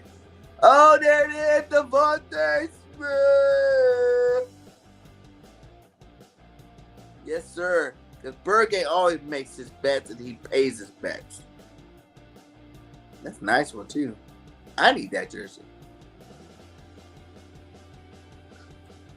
Yeah. The tag is still on it. Yeah, he wore it still yet. on it. He haven't even worn I it ain't yet. worn it yet. You know what I mean? Yo, I'm just collecting jerseys right now. All season, collecting jerseys. Are you And not Jay gonna wear it? You still just gonna waiting hang it on up in your yours. little room? Are you gonna wear it too? Wait, what happened? I said you're not gonna wear it, or are you just gonna hang it up in the room? No, you know, look, hey, I'm more of a, I'm going, look, that's why I say, yo, I have a surprise, you know, and I would give a shout out to you as I do my surprise, you know what I mean? So don't worry about it. Hey, We you 3 gonna hours see, in the man. film. Like very few people gonna make it to the 3 hour mark. But no, where we at right now? Let me see, JC. Hey, I was on.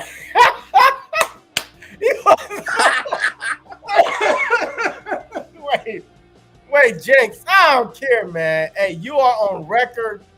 Look, hey, you got, man, Jakes. hey, you got 2 choices, Jinx. One, you my guy.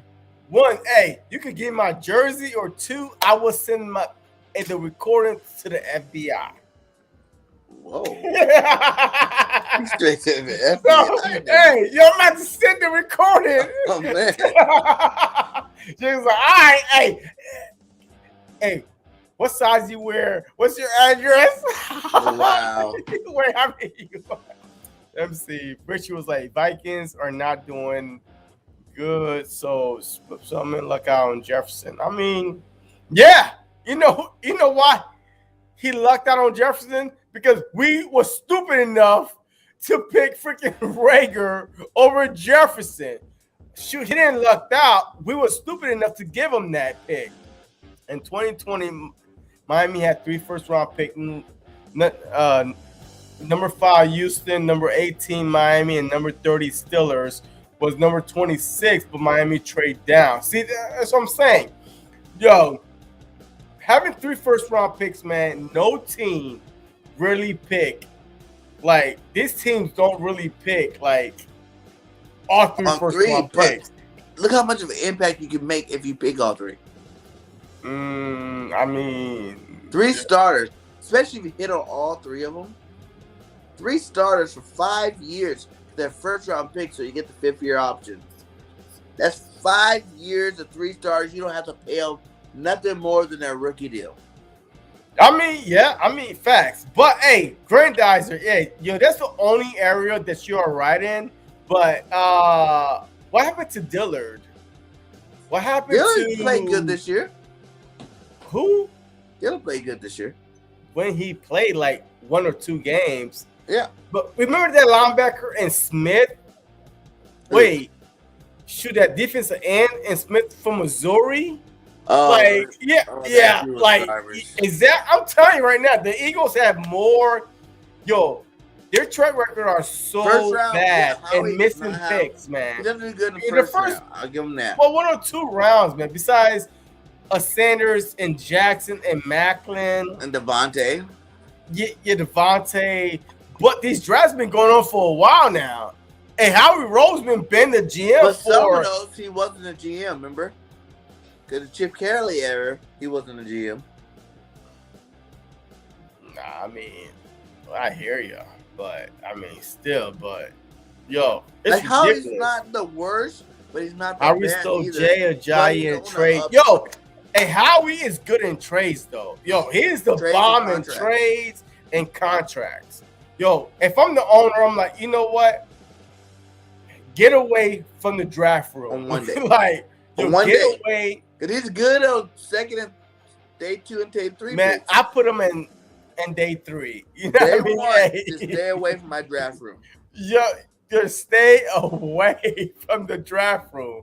Day 1.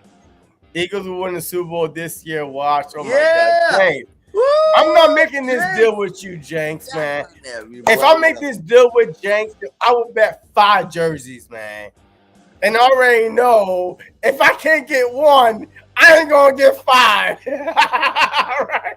Yo, if I can't get 1 jersey from Jenks, I'm not gonna get 5. So Jenks, I'm not use one of your girlfriends to buy one for you. A what? Oh, you only got one now? Wait, oh, wow. What Jenks gonna sell one of his girlfriends? What would you say? What? Wait.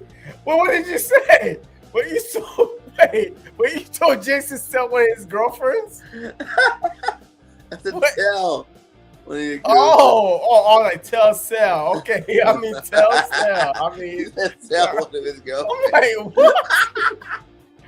Yo, all right.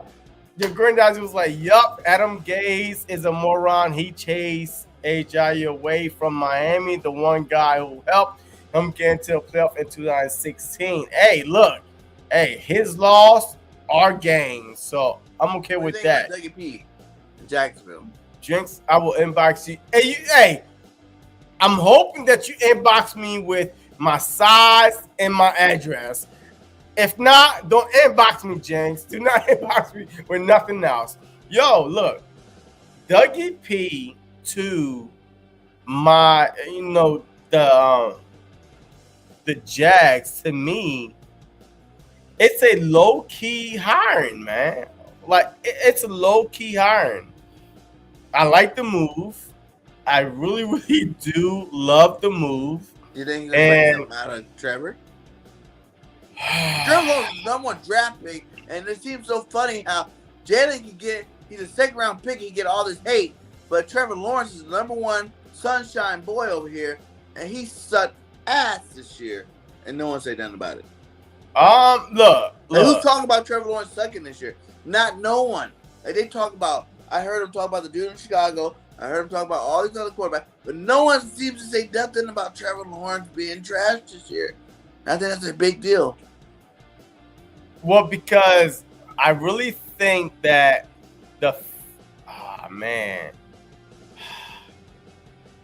it's one of those things where they give Trevor Lawrence the benefit of the doubt, right? His coach got fired. Pro Bowl running back. Robinson. Yeah, DJ Shark. Yeah, they drafted a first-round pick what's his name? Chinook, whatever his name is. Damn, what's that boy name? A Chenault. Chinook. Yeah. Yeah. So it's like you had your weapons, you had your running back. Why do you? It was a coach, yeah. Urban Meyer probably was trash, but still, like Trevor threw some mad balls. Yeah, I mean, look, hey, look, I did take a poll, right? Man, I took a poll. Look, and about Dougie P. I was like, do you think that Doug Peterson will be successful as a head coach?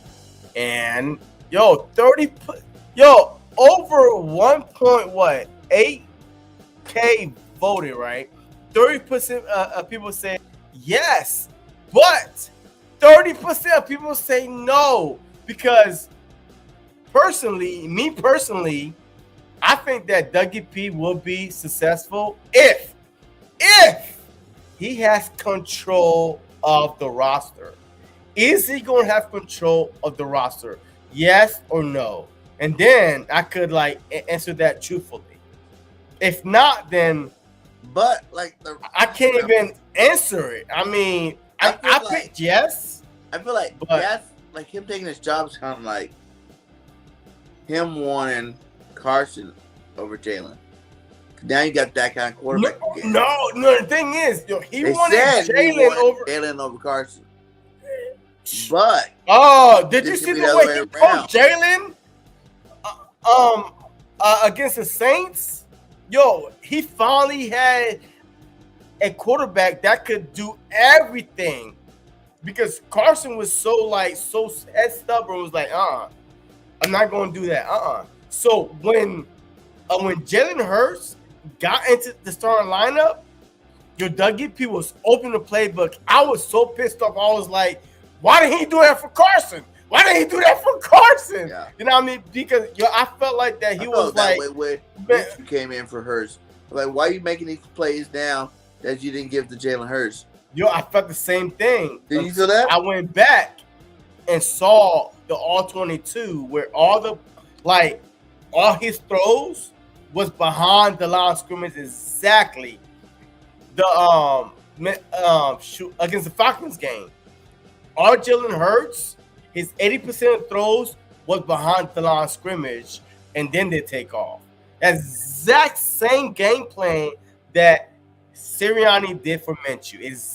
I'm telling you, just go back and watch. It was a exact carbon copy game plan that Nick Sirianni did for Jalen Hurts' first game against the Falcons versus the first game against the Jets with Minshew. Exact same carbon copy. Like, you could not tell one difference at all. The problem is we was on a losing streak, and then when Minshew came in, we thought it was like, oh my God, we won.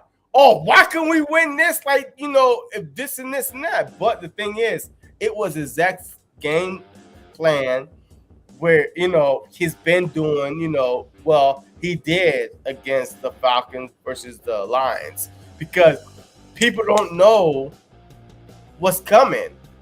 Nobody had planned for Gardner Minshew starting the Jets game. I thought that they were going to just run the ball all over the place. Yeah. JC is like Debo, taking chains and bicycles. As a matter of fact, hey, I had to show y'all my Brian Dawkins chain. Hey, BG, go ahead and talk, man. Well, I go get my chain. I do want to see that. Man. I haven't seen it yet. Wait, hold on. We can put our chains on together, JC. This is a BG game.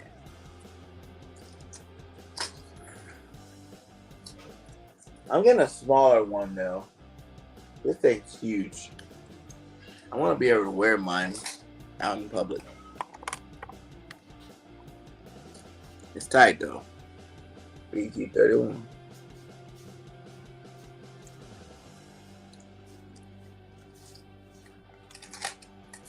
Put it on. I'll show everybody.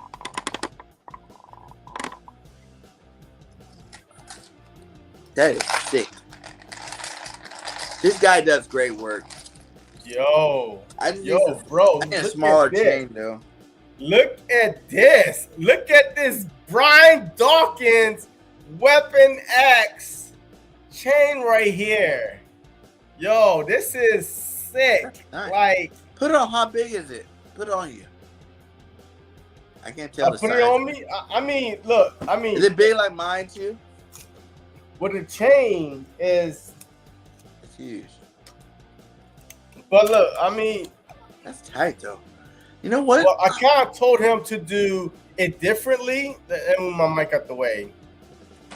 I kind of told him to do it like differently. You know what I mean? Because I know a lot of people was doing the Eagles and stuff like that, but people was like, That's sick as fuck. yo, Does that have lights on it? Nah. And not this one, because this right here, Weapon X is always like DMX. You know what I mean? Yeah. You know what I mean? So this is Weapon X right here, man. That is you legit. know? I like Yeah, yo, I'm telling you right here, man. it. Yo, Get your JC one too. yo, Weapon X right here, man. Number 20, B. Yo, B Doc in the house. B Doc in the house. I can't wait to hang this up. Did you like give him that picture or he chose that one? No. I gave him this picture, right? But he chose like the back, like this right here. He chose the red. You know what I mean? He chose the red. But I wanted like green or black, but the red make it pop more. You know what I mean? Yeah. So the red. I like that. When Yeah, I see that so like see- that is nice. Yeah. So I mean, yo, this right here is legit.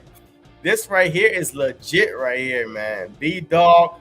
Yo, the orange. I want to get a couple more of them. Oh, shoot. Look, I already told him, yo, hey, before the season start, I'm telling you, man, in my main cave is That going need to be one with lit. lights on it. Yo, like, yo, this is my game day play-by-play. Come on, B-Dog. Like, come on, let's go. Let's go, Eagles. Yo, B-Dog is going to be calling the play-by-plays with me every Sunday. Like, yo, we're going to be right here together. Me and B-Dog going to be calling the play-by-plays. You know what I mean? So, And I do want another one that's smaller too. like, I yo, want to this get a is match so light, smaller though. one Like, for me and Miss Burgame. yo, I You gotta thought flex this was cost on heavy. hers. And I'm gonna have Randall Cunningham on mine, Oh, okay. All but right. smaller one. That actually, I want one I can wear in public without feeling like I got the big ass thing on me. I mean, you could get one I'll up, probably hang this one up. up to right here, though. I mean, well, you probably get one there to there, and then up to right here. If you try and get all that done on And it. you wear that one in public? This? Yeah. Nah, I mean, this is for my man cave, man. I mean, like, Nah. all my jerseys and stuff, you know, it's for my man cave. I'm more of a hat, sweater, t-shirt, you know, type of guy representing the birds. But, you know, all this right here, this might be right here. Look, this is the most you might see B-Dog right here. Yo, come on, Eagles, let's go. 1st and 10. Eagles at the first. Come on! Like, yo, look, and this will be B-Dog right here. Right? Yeah, this might be the best. But 9 times out of 10, yo, I probably just hit. Oh, no, not the FBI. Yo, James like, yo, BG, yo, you got James scared, man. You Just got like- G said. No, you did. On him.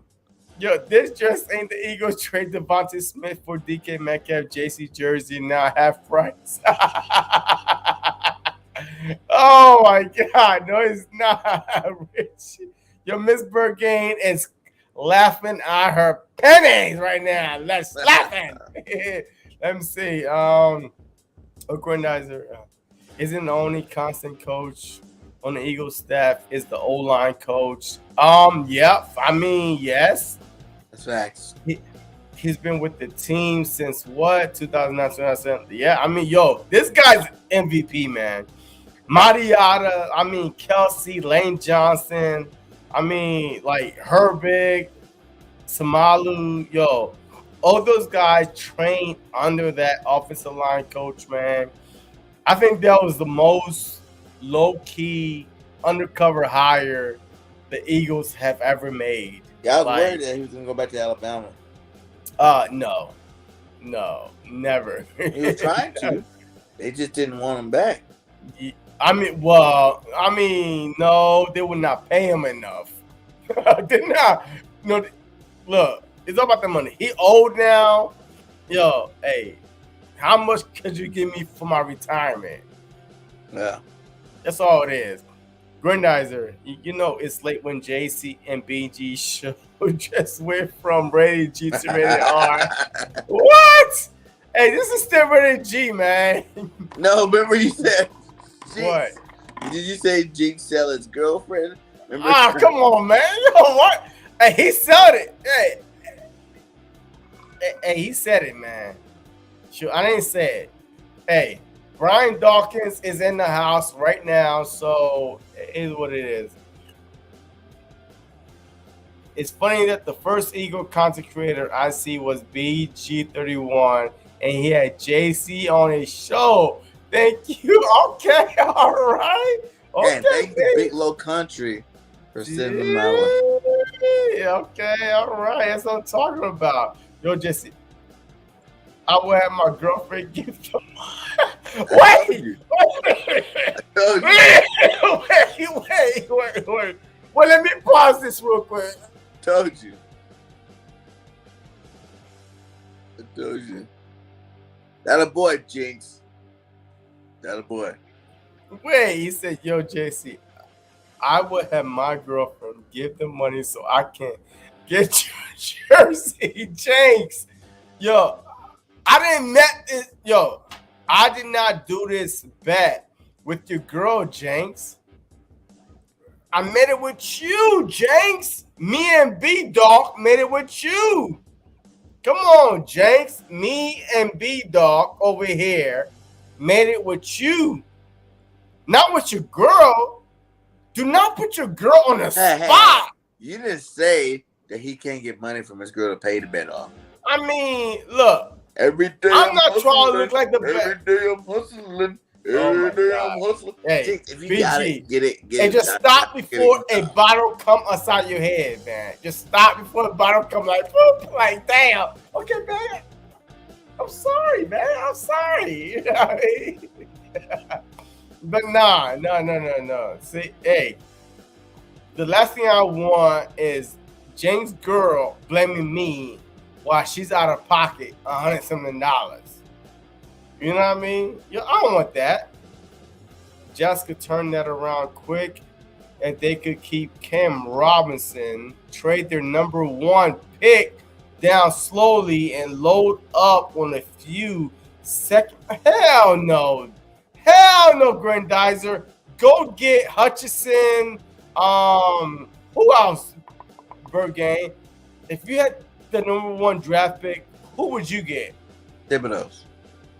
Yeah, Thibodeau's, Hutchinson. Either one of those guys, you yeah. You win with either one of them. I really like because the Jags don't need no quarterback. He's like a linebacker. He like remind me of Derwin James. Who? You know, he's like a linebacker and a safety. But they have plenty of linebackers though. They have what's that dude? Oh, I had him in fantasy. On the Jaguars? Yes. On Jaguars. Golly. Jaguars. The linebackers. They had Schroeder and Jack Miles. Jack something. Miles Jack. Yeah. Miles Jack is linebackers. And Schroeder is linebacker. I mean, yo, I wouldn't go linebacker though. If I'm the Jags, I go Thibodeau's. I go wide receiver though. It depends whichever one you think is better. But how many picks do they I have think they in the first round? That Dougie B's there. I think they re-signed him. Who? Shark? Yeah. I mean, yeah. Now I mean, that Dougie B Shark, there, they didn't have Shook Dougie B. I knows, let him go. But since Dougie B there, he can hey, go resign him. Oh, Marvin Jones went there too, by the way. Marvin Jones, yeah. Yeah. So I mean, they have a good wide receiver core. I mean, but Good running back. yeah, and Robinson, good running back, but he got hurt though, right? Yeah, I think so. Yeah, so he got hurt. But see, so if I'm the Jags, you said, man, your first pick would be who? Hutchinson Or Thibodeau's. or Thibodeau's? No. Pick one. I don't know. The Both Jacksonville It really doesn't Jaguars matter. are on the Jacksonville. Well, I guess Jaguars what pick is are on. Jacksonville? Number one. What the hell? They're Number over one. Detroit? Number one. Detroit is 2. Oh. What the? That's what I'm saying. Yo, please don't mess this up. Who? Over offensive lineman? Yeah.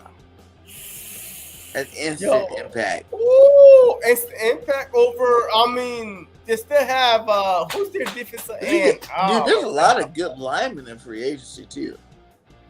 So why would you go? Okay, so Offensive you lineman. making my case. Why would wait? What? I'm confused right now. There's a lot of good offensive linemen in free agency. Okay, so who's the offensive lineman that you would go? Miss Bergen, hell yeah, that's nice. Me and Minnie Dawkins I are would go, partying all year. I'll go snatch it. And that would be one way I can see the Eagles making land in the center. If they go get that dude, Oh, Washington. wait. Ladies and gentlemen, boys and girls, I literally had to go against Bird Game 31 fans talking about he would never put Dickerson at center. Tonight is breaking news. So if you are been following Bird, if you have been guard, and you put him in his my place. palm is That's up, the only man. way I do it. My palms is up saying that I'm not listening to what you're saying, man. My palms, that's what that means. Okay. Ladies and gentlemen, I'm back over here. I've been defending. Yo, I had to go against so many Bird Game 31 fans saying Bird Game is going to yell at you. He would never move Dickerson to center. I wouldn't though. Ladies and gentlemen, I'm still talking. And the jury, I'm still talking. So disregard that, dude. Disregard the hot mic. There's a hot mic right now. There's a hot mic. So just disregard the hot mic. But I had to defend myself. Many months. Okay, but I had to defend myself against many months that Bergame defenders say that, hey, Bergame would never. How dare you say, oh, you move Lyndon Dickerson to center? Bergame, yo, is there echo? Hey, mic check. Okay, all right, okay. I thought I heard Bergame on my mic, okay.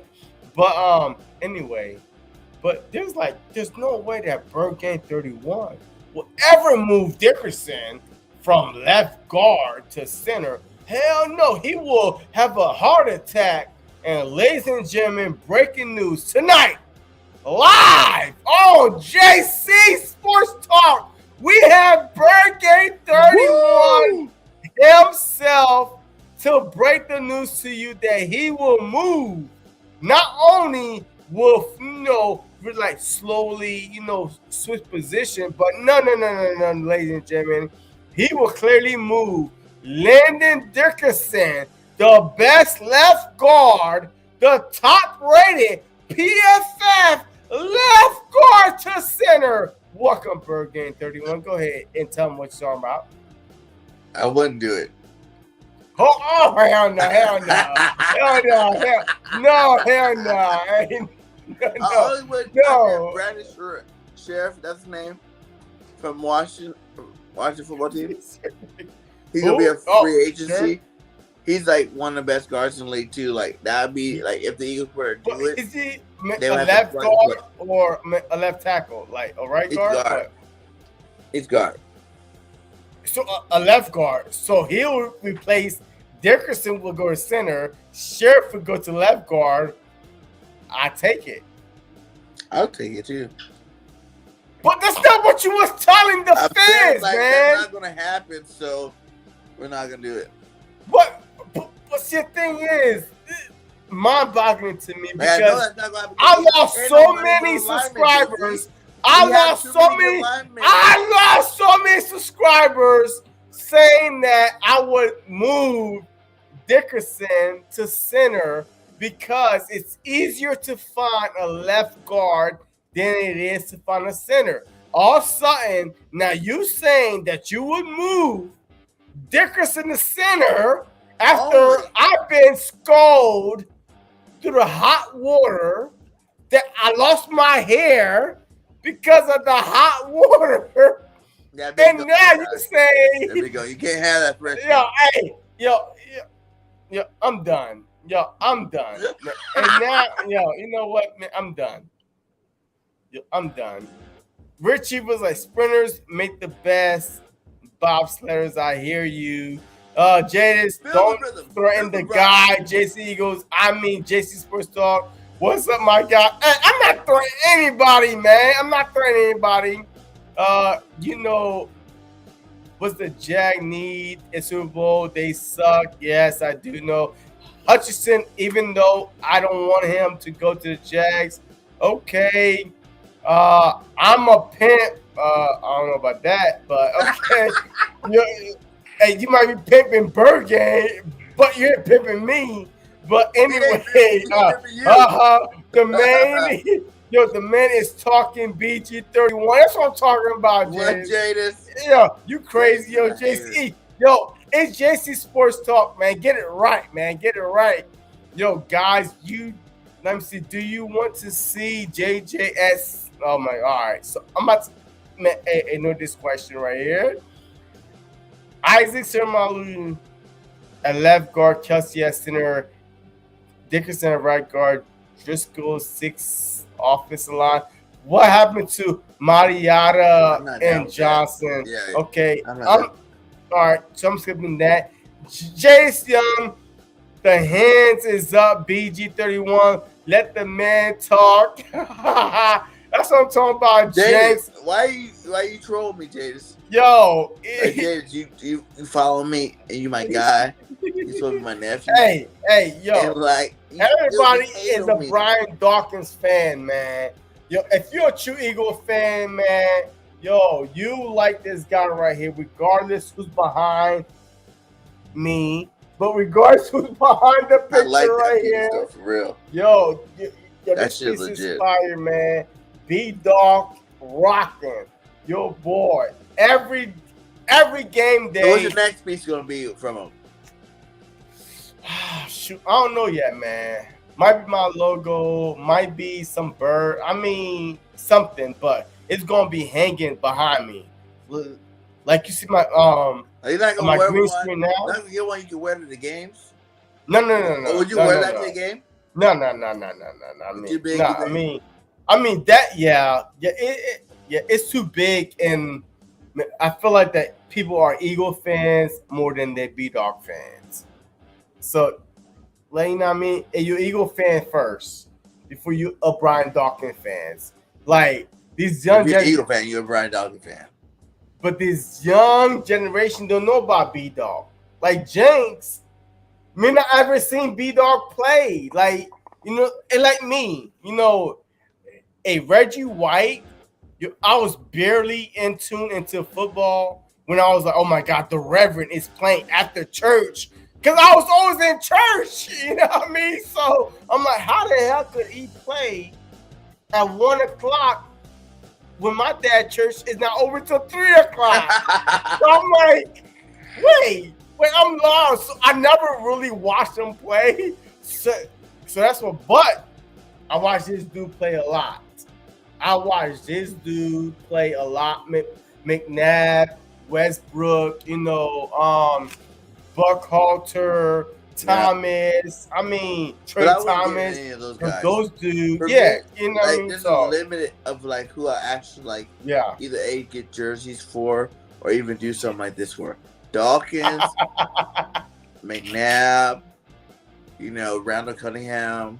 McCoy, Jackson, Hurts, even Ooh, Hurts. it'd be a sick Deshaun Jackson one. It would be like this, like Yeah. hey, Maybe him hey, flipping. jumping in the end Him zone. flipping. Yo, with him, no, hey, Or when he's hey, about with to him fall like in the end this, zone like this.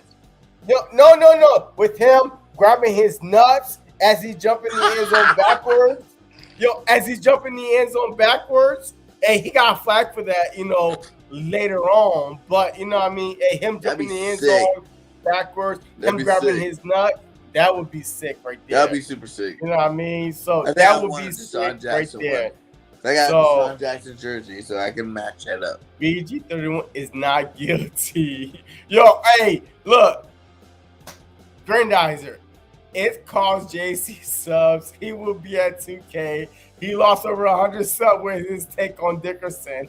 Wow.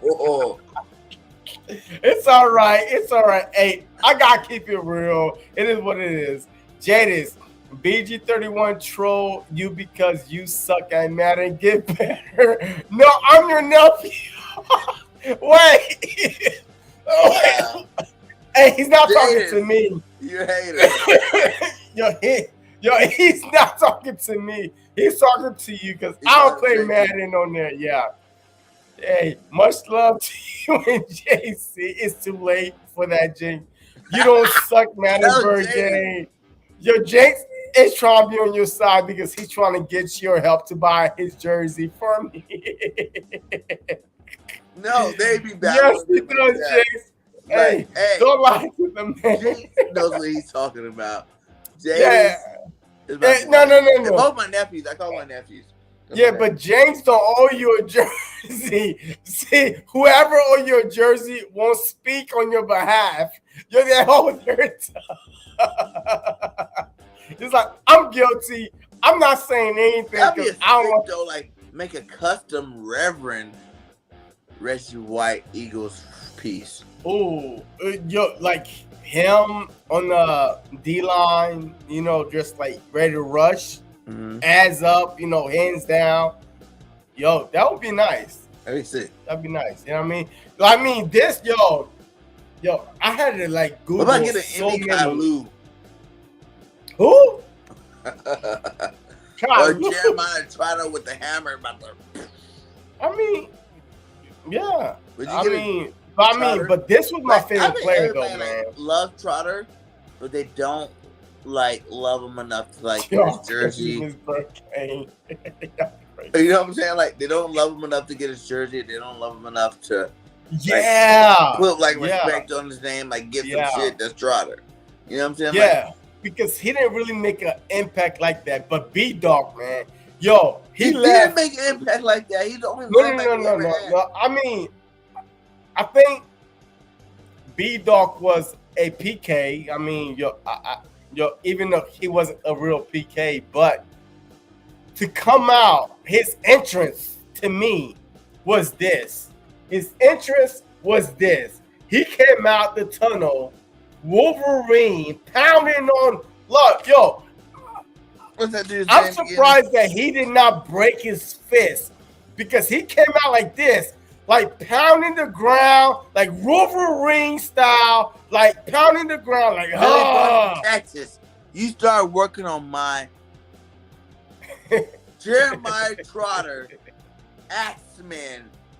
Yes. The Axeman. I want that one. That's what I Yo, want. I would love. Let me see. I would love to have seen B. And I need a Hawkins, Mrs. Bird. B. game of Dog, Wisconsin. but not B. That's Hawkins and West. Wait, I'm confused. Wait, B. Hawkins and Wes Hopkins or Andre Waters and wait, I'm so lost. It's Brian Dawkins and D. Hopkins.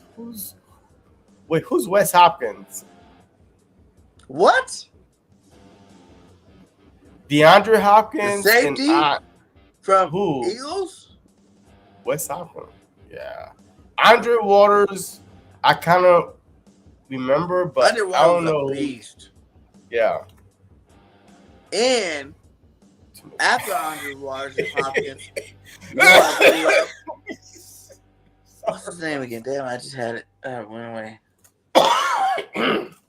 Oh, man, I'm Number sorry. 32, 32. Ricky Waters? safety. Safety. 32? What Lewis. year? Because Douglas was 32 Not on Michael the Eagles. Lewis. That was it, Michael Lewis? They had a receiver, Michael Lewis. 32? Receiver? Nah. All the receivers back then was like in the teens. No, Michael Lewis was a safety. McHale? Not Quentin McHale. Yeah, Quinn McHale was like He's only before 30 Quentin something. McHale, Mike Lewis. Yeah, I mean, McHale, I don't know, man. McHale's all right. 27. Yeah. 27 was McHale. Jenkins and McHale. That's the only two 27s I remember in the Eagles' history. But we heard it first earlier that JC said that he would throw a bottle at BG31. We heard it first earlier. What? And what are you talking about? what are you talking about, Jadis? I don't even know what you're talking about. A bottle of what? And what was the bet? Yo, I have a question. Who could we get at 16, 19? I forgot who the other pick. 15, 16, and 19. 15, like 15, I think that we should really go at a linebacker. 16. But who do you and- like out of the linebackers? Who do you like the most out of? Because like a lot of people don't talk about it. Like Christian Harris seemed to be going towards the second round to people. I really think Not he's Harris. game changing. He's the best coverage. Lord, linebacker I out think of that all of Lord them. would be better. Lord or Dean would be better. I mean, No. because they play, to me, Dean was tougher the best linebacker in competition. college football, All right, so Harris played but he sucks in in coverage. what?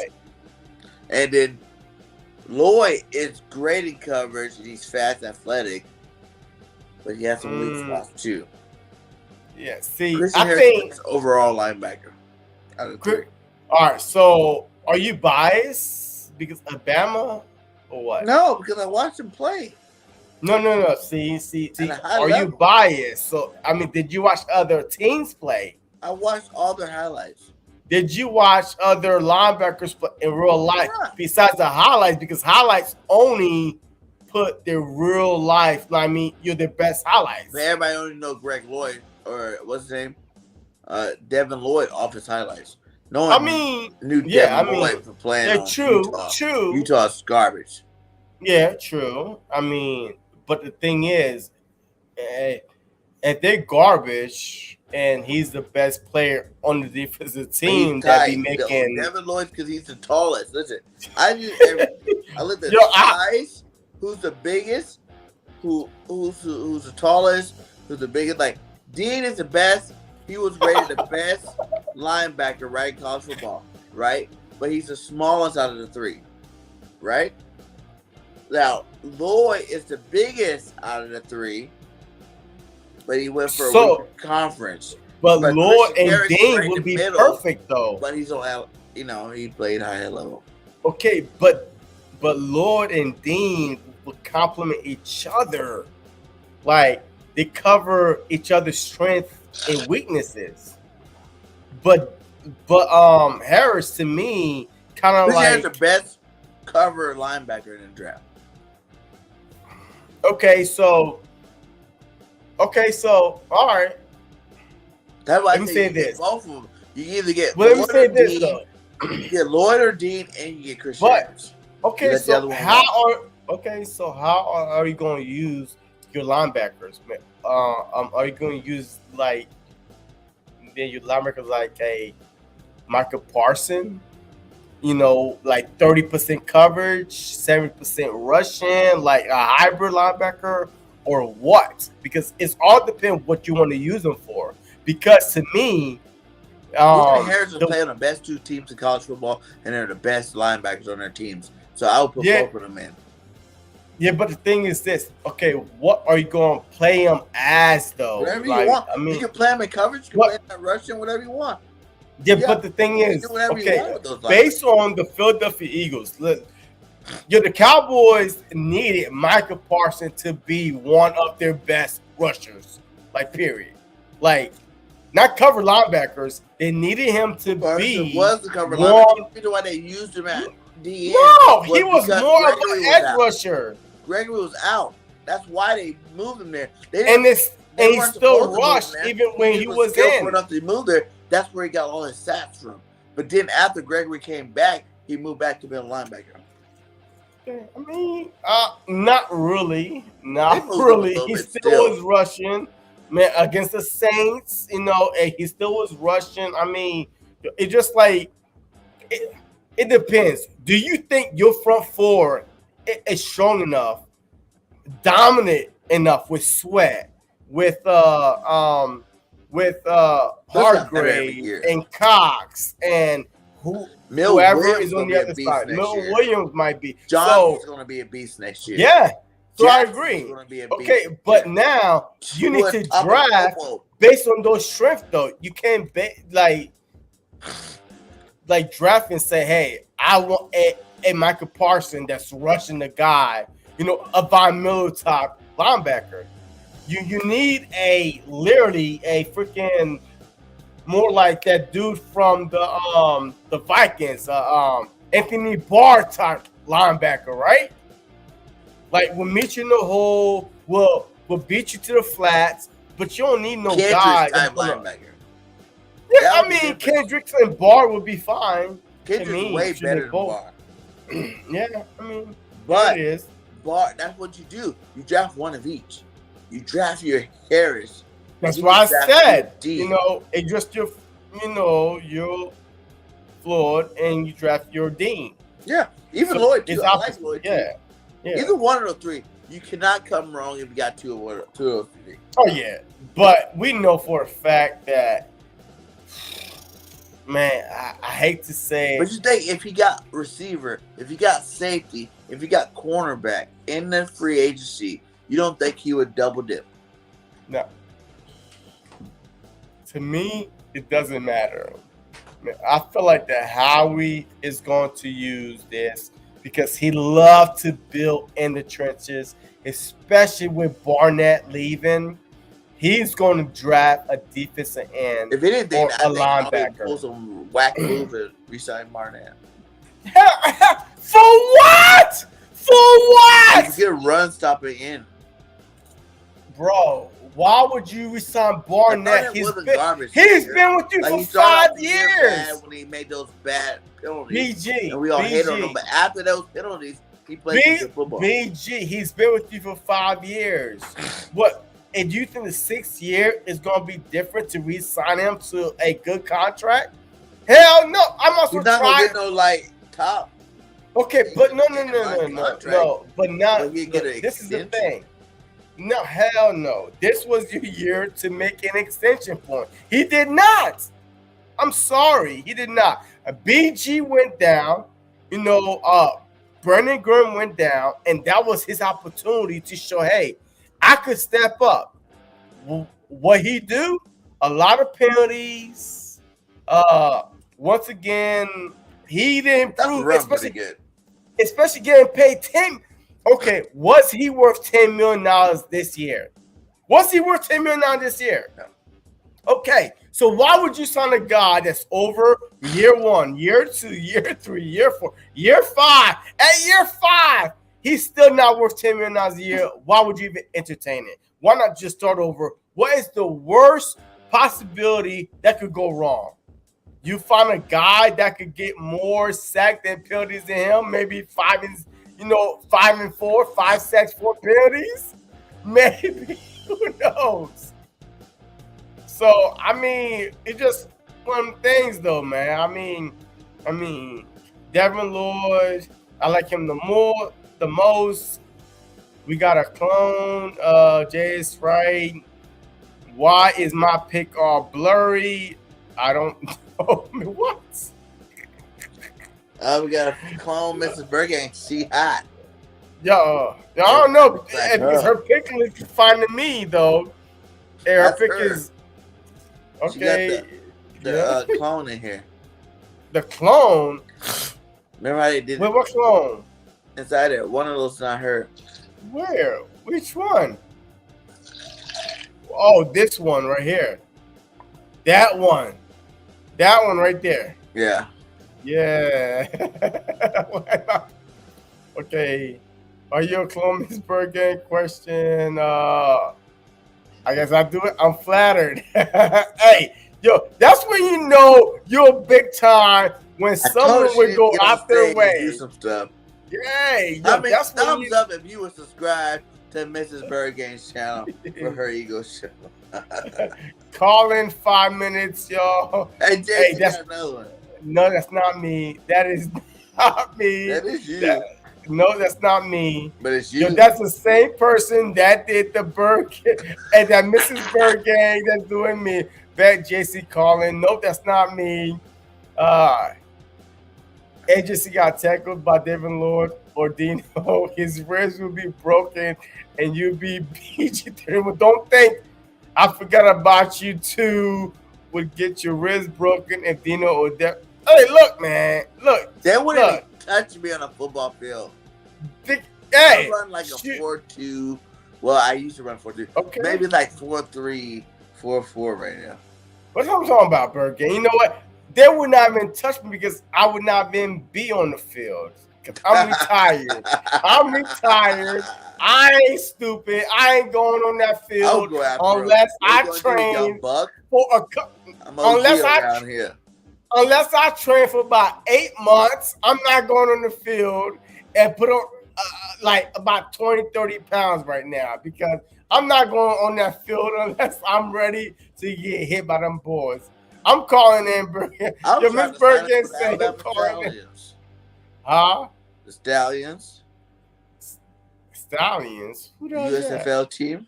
Oh, yeah, yo. Your jersey. The Birmingham Stallion. We gonna win the bowl this year, baby. Yo, the draft is coming up, though. The draft is coming up, though, right?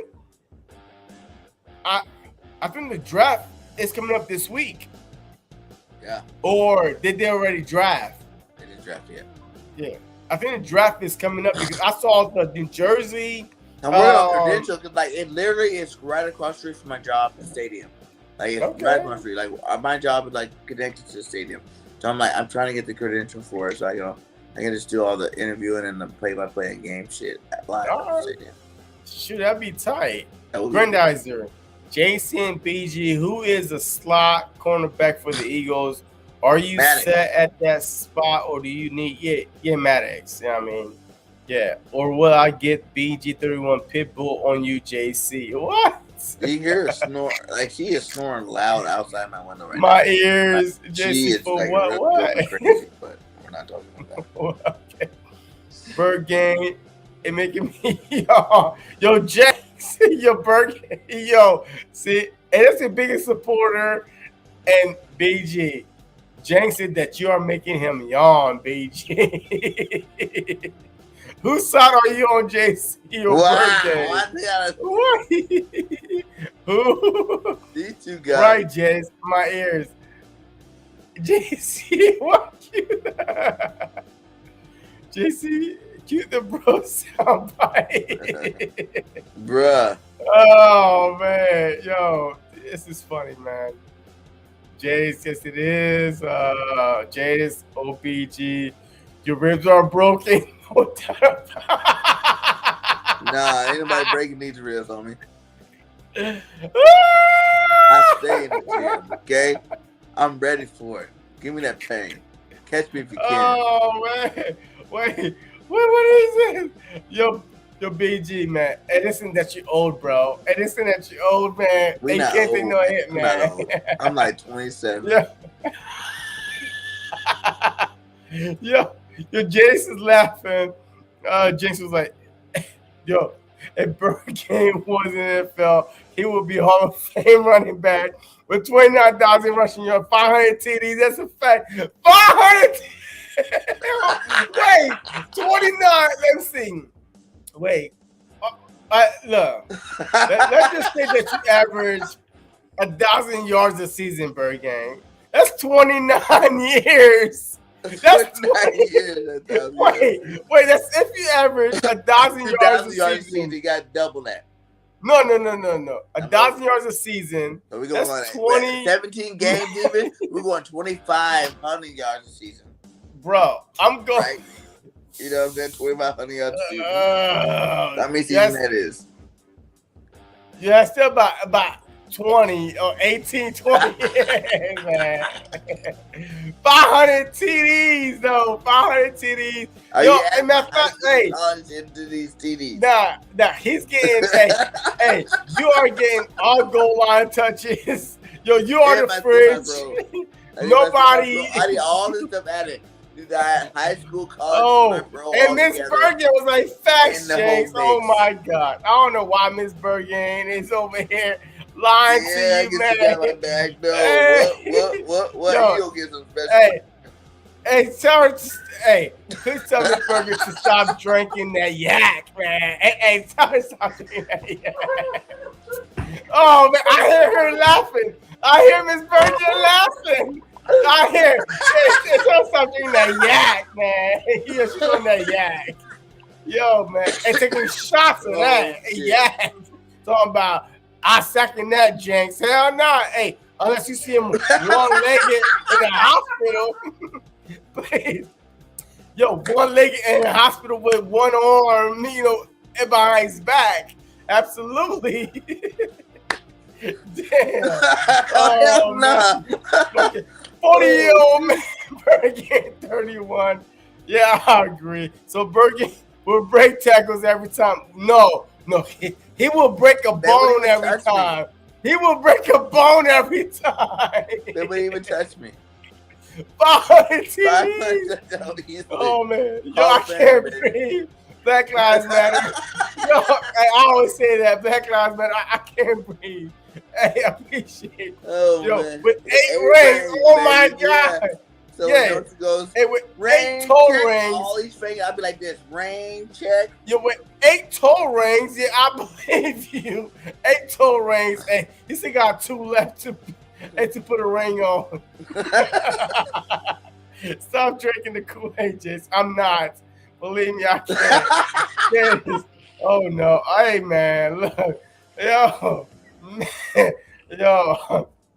Yo, the funniest thing I've heard was Bergen scoring 500 TDs and rushing for 29,000 yards in the NFL. Okay, I could look at Barry Sanders, Emmitt Smith. Bergen will be by far probably the leading rusher in NFL with 200 more TDs. With 200 more TDs than any of those guys that play behind us. Facts, though. That's like hardcore offensive line. Oh, people know what time it is. Yes, I do know what time it is too. Yeah, it's time for Bullshit Hour. Welcome to JC. Welcome to JC and Bergen 31 Bullshit Hour. Hey, this is where you can say and do anything, and we will entertain you. Because anything you say right now past the 1:57 a.m. hour is not real. So welcome to the late night bullshit hour. Welcome. Can I have some Kool-Aid? I'm not on nothing. Hey, who's typing this crap? Jenks and Jadis. I'm not typing anything. I'm not saying anything. I'm debunking everything. Nah, man. You know what time it is over here. Yeah, it's bullshit hour. Hey, over there. Hey, I appreciate y'all, man. Thank you, for hanging out with BG and JC with bullshit hour. Hey, look. I'm gonna give Bergen 1 minute on the platform to say whatever you gotta say. Hey, this is your chance.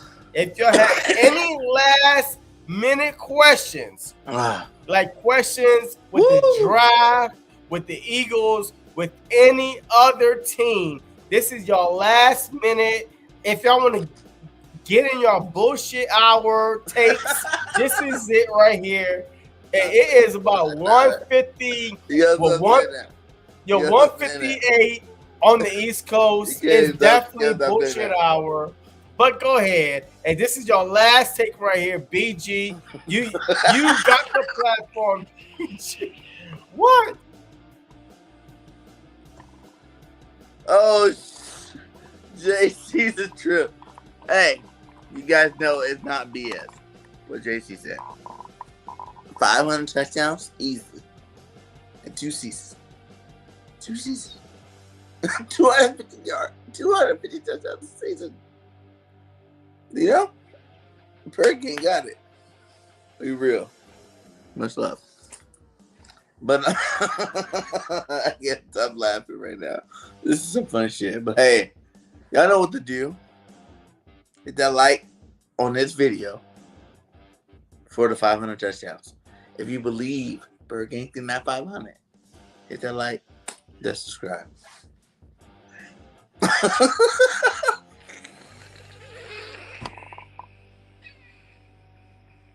Hit that like, hit that subscribe for 500.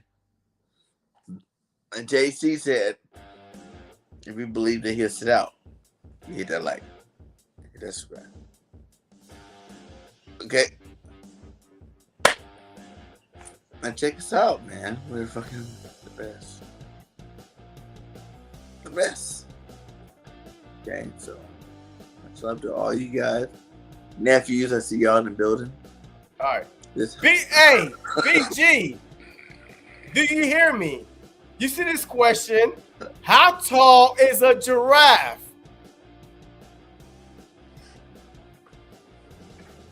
What? Jadis. How tall is a giraffe? Go ahead, 10 foot. BG. That's all they want to be, I guess. You know, we had a saying back in the day. We were high in a giraffe. But a giraffe is between 16 and 19 feet tall.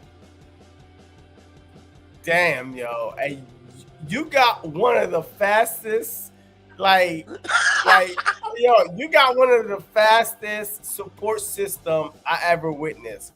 You had Miss Bergen over there on the floor typing like her ass off. Like, come on, babe, and we got this.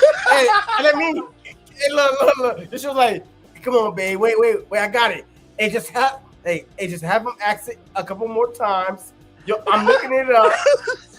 hey, we got this. Yo, I'm looking it up. Yo, I'm almost there. I'm like, come on, Bird Gang. Yo, I've been asking this question for 5 minutes. But Miss Bird was like, hold on. Hey, internet is not working right. Hold on, man. And then you're like, hey, we got it. Yo, we got it. Here we go. And then all of a sudden, hey, you just reached down. I was like, 16, 19. Man, get the hell out of here, man. Get out of here. You fired, man. You're not legit, man. You're not legit. I ain't got no support system.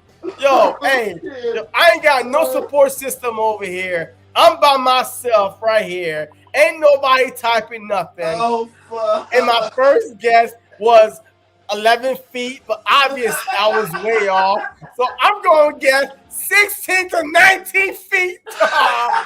So I'm going to go with that guess.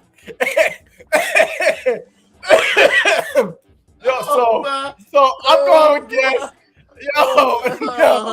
So I'm going to go with my guess right with my brain teaming with B-Dog right here. Me and B-Dog, we're going to go, you know what? We're 20. And we're going to go with 20 feet, number 20 for B-Dog. Oh, man. I'm going to go, the giraffe is 20 feet tall. So I'm going to go with B-Dog over here, man. Jenks is crying. You know what I mean? No, for real, I have a question. Why don't you watch WWE? I mean, I used to. I mean, when The Rock and Triple H and Stone Cold and Ric Flair and freaking The Undertaker, like Kane. Yo, I used to watch wrestling like crazy, but now just like weak sauce. Who the hell? Like the NFL, like yo, I don't even know. Like boxing to me, man. Like WWE is like boxing and like UFC. It's all watered out, washed out. So like I don't even follow it no more. But I mean, back in the day, you had the real athletes, man. Yo, you know how many like athletes died in the ring? Like, I watched live on TV Sunday night a wrestler. Oh shoot, Jake, the kid, Kid Hart or somebody. Yo, he flew off the ladder. Matter of fact, it broke and he fell and he died. Owen Hart, right? Yeah. Yo, he died. Yo, I was watching that on a Sunday night. Yo, I thought he was faking it, but he died that night. Like, yo, he was done.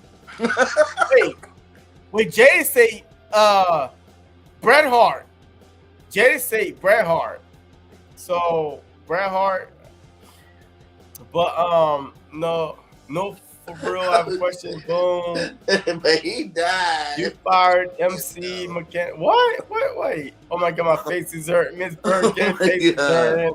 Hey, make sure you massage your cheeks, Miss Bergen, and make sure you massage the cheeks, man. Massage the cheeks, like. And the top cheeks, not the bottom cheeks, but the top cheeks. The top make cheeks. sure you, that Philippian cheek. Yeah. Hey, and make sure it's all on top cheeks, man. And make sure you stop by Jason Jane podcast. Hey, look. Hey, yo, I would love to go on Jason Jane podcast. Right? Because I want to see their face. Your first guest. Yeah. Yo, I would love to see their face because they've been coming on our podcast, BG, JC. Yo, I would love to come on Jenks and Jay's podcast. Please send me a link. I'll be there on Twitter. Of course, you already know where to find me. It is what it is. Roman Reigns have been Universal Champion 536 days. He's a long hair guy. I think tattoos. I mean, he's just one of those guys. Is not. I ain't jealous. That man. Yeah, that's just so whack now. He's the best Universal Champion ring. Bret Hart was the one that died. Champion. Yeah, I mean, which cheeks? Jadis, you bad boy, Jadis. Stop it. I already said the top cheeks, Jadis. I already said the top cheeks. It's not real. But look, man, hey, I appreciate all y'all, man, coming on, man. Hey, I appreciate all y'all coming on. Hey, BG, man, look, hey, we've been on for 4 hours, man, which I didn't anticipate, but all this cheeks talk came in the picture. All this jersey talk came in the picture. Hey, you never know what you want to get, man. The longer you stay on, the dogs come out. It is what it is. But, hey, let them know where they can find you at BG31, man. And we about to get out of here, man, because I'm tired. The pleasure is always, man. We always light it up. Bergen 31 channel. You see it right there. Hit that like. Hit that subscribe. On the road to 3K. Let's do it. And, yeah, man, this shit's awesome. Yeah, man. Hey, look. Of course, if you're watching me, I'm hoping that you at least subscribe or heard the rumors that JC Eagles Talk / JC Sports Talk has transitioned to talking about sports overall. Yeah, it's so hard to even think. I would still say JC Eagles Talk. But say it again. It's JC Sports Talk, man. You know what I mean? It's all about the sports. Wrestling, tennis, it doesn't matter. Tiger Woods in the house, it doesn't matter. Sports is my business, and I just want to talk about sports. Spreading the love. It's all about just spreading the love. No, it's JC Sports Talk. Jadis, come on. God damn it, Jadis. Don't make me come over and kick your ass. It's JC Sports Talk. Jadis, Come on, get it right. Oh my God. You know what? Yo, I'm about to block you, Jadis. But anyway, man, look, I appreciate all y'all as always. But I still finish with Go Birds though. And Bird Gang, what do you say? Go Flood. Sure.